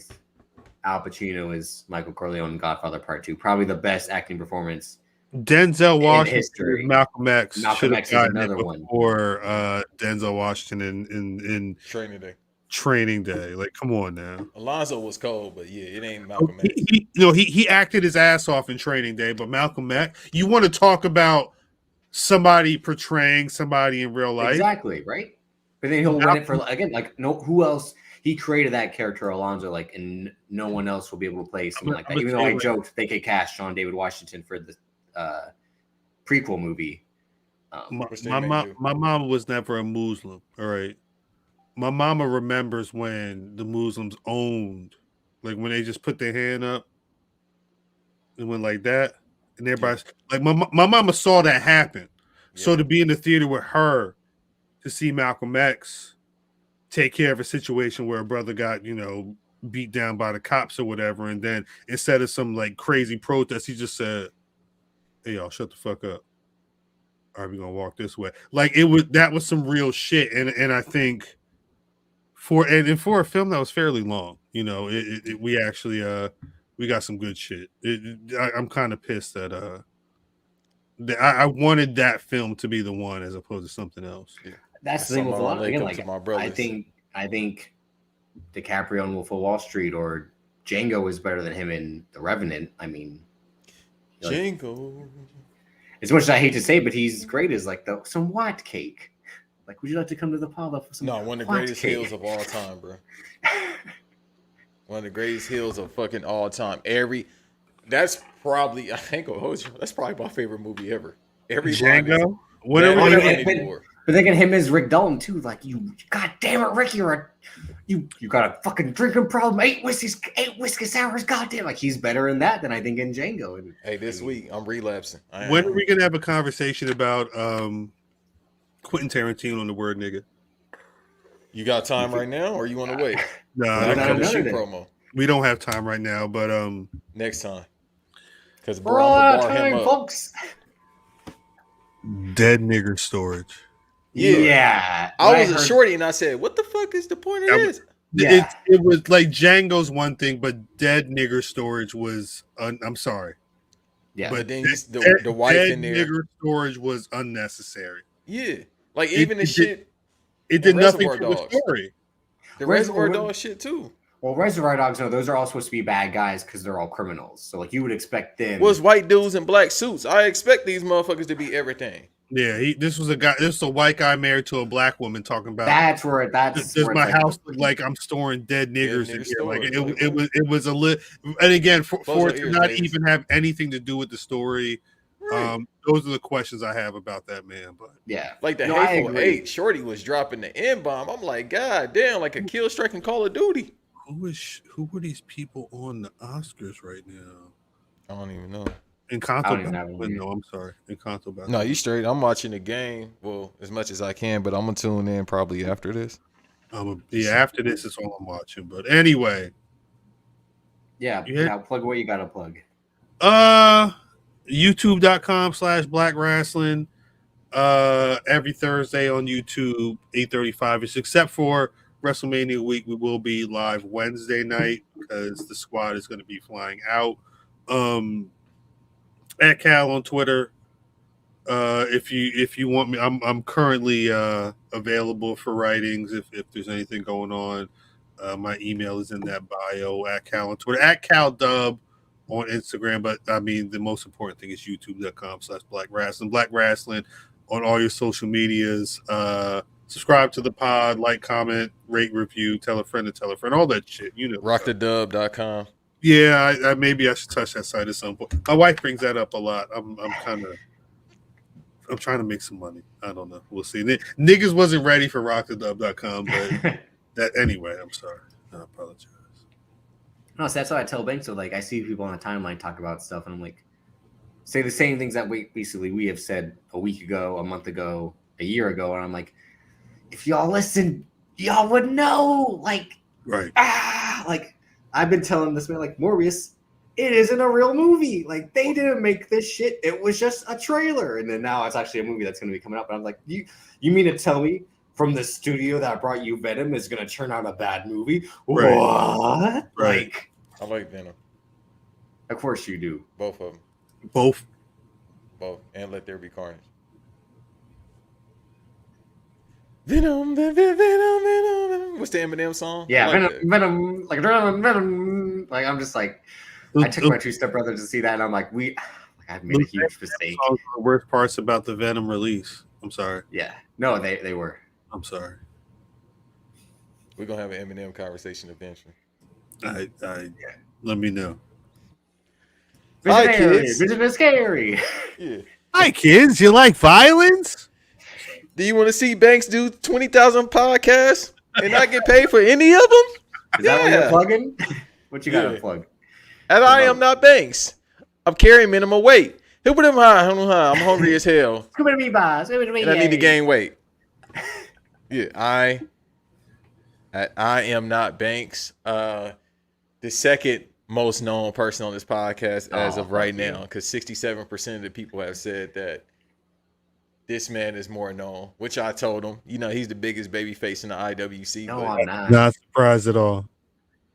You know what I mean? All the ladies love him. No. He's the Rick Rude of podcasting. That is not accurate at all. The Rick Rude of podcasting at Davis, a.k.a. Drip. The boy Toy. I ain't no sex. Hey. I don't dance. That's known. I don't dance. No, you do be dancing. You do be dancing. You the Shawn Michaels of podcasting. I'm cutting the promo on you. I ain't no sexy boy. The boy Toy. Why don't you cut a promo on that coward Bret Hart, huh? Well, how come we all got to slander CM Punk for being so hateful, but Bret Hart's still whining and crying? I mean, is it? Hey man, time is beating up Bret Hart right now. That's why. Here we go. The excuses, but time was beating up CM Punk when he was working with fucking Marissa or whatever. Was it fucking staff? Whatever it was. Like, nah. See, people just. You're not wrong, Banks. You're not wrong at all. CM Punk got a baby daddy body. And I'm like talking about when he's in the Indies. He was working for a hot dog and a handshake, and he still act like it. On Twitter at Davis, aka Drip. Instagram daviscoltondc. Banks versus Davis on YouTube. I think we're at 149 now, which is one crazy. More, and we get to 150. 150. Yeah. Hey man, I might do something. I might have y'all come through and just watch a movie with me, even if Davis ain't here. I might give y'all my shirt, a clean Banks versus Davis shirt. We got 101. What are you talking? If we get to 150, hell no, that's the goal before the All-Star Weekend, aka WrestleMania Dallas. That's what I'm calling it. It's the All-Star Weekend. It's a bunch of All-Stars out there. Where's Buffy out there? Black Rasslin out there. You feel me? Out there. J&J Security out there. You feel me? Black Announce Table's going to be out there in some capacity. I think Greg's going to be out there. Greg going to be out there. Mr. Rosenberg. Brian might be out H. there. The Brian H. Brian H. Waters. Waters. Brian H. Wrestle Waters Realm gonna be out there. Those wrestling girls. Mm-hmm. Mimi gonna be out there. I need to make a shout out list, huh? So I don't miss nobody. Jabba T. And we'll probably be doing the first ever live in person BVD. Wait, Jabba out there. Jabba T is probably gonna be out there. I imagine Wilkins is gonna be out there. What, doing 1,000 push-ups? Keeks will be out there. I mean, because she's there, but yeah. Keeks is definitely gonna be. Keeks is on Twitter talking about I can't wait to meet everybody. I'm sorry, Keeks, I won't be there. We'll meet at some point. Yeah, June in New York. I mean, yeah, if it's in New York, I should be there. I have no excuses. Anyway, but that was this episode of Banks versus Davis. Stay subscribed, Apple Podcasts, Spotify, YouTube. Most importantly, tell a friend, as Khal will say. Share, like, all that, and see you next time. DVD. Peace. Bye, brother niggers.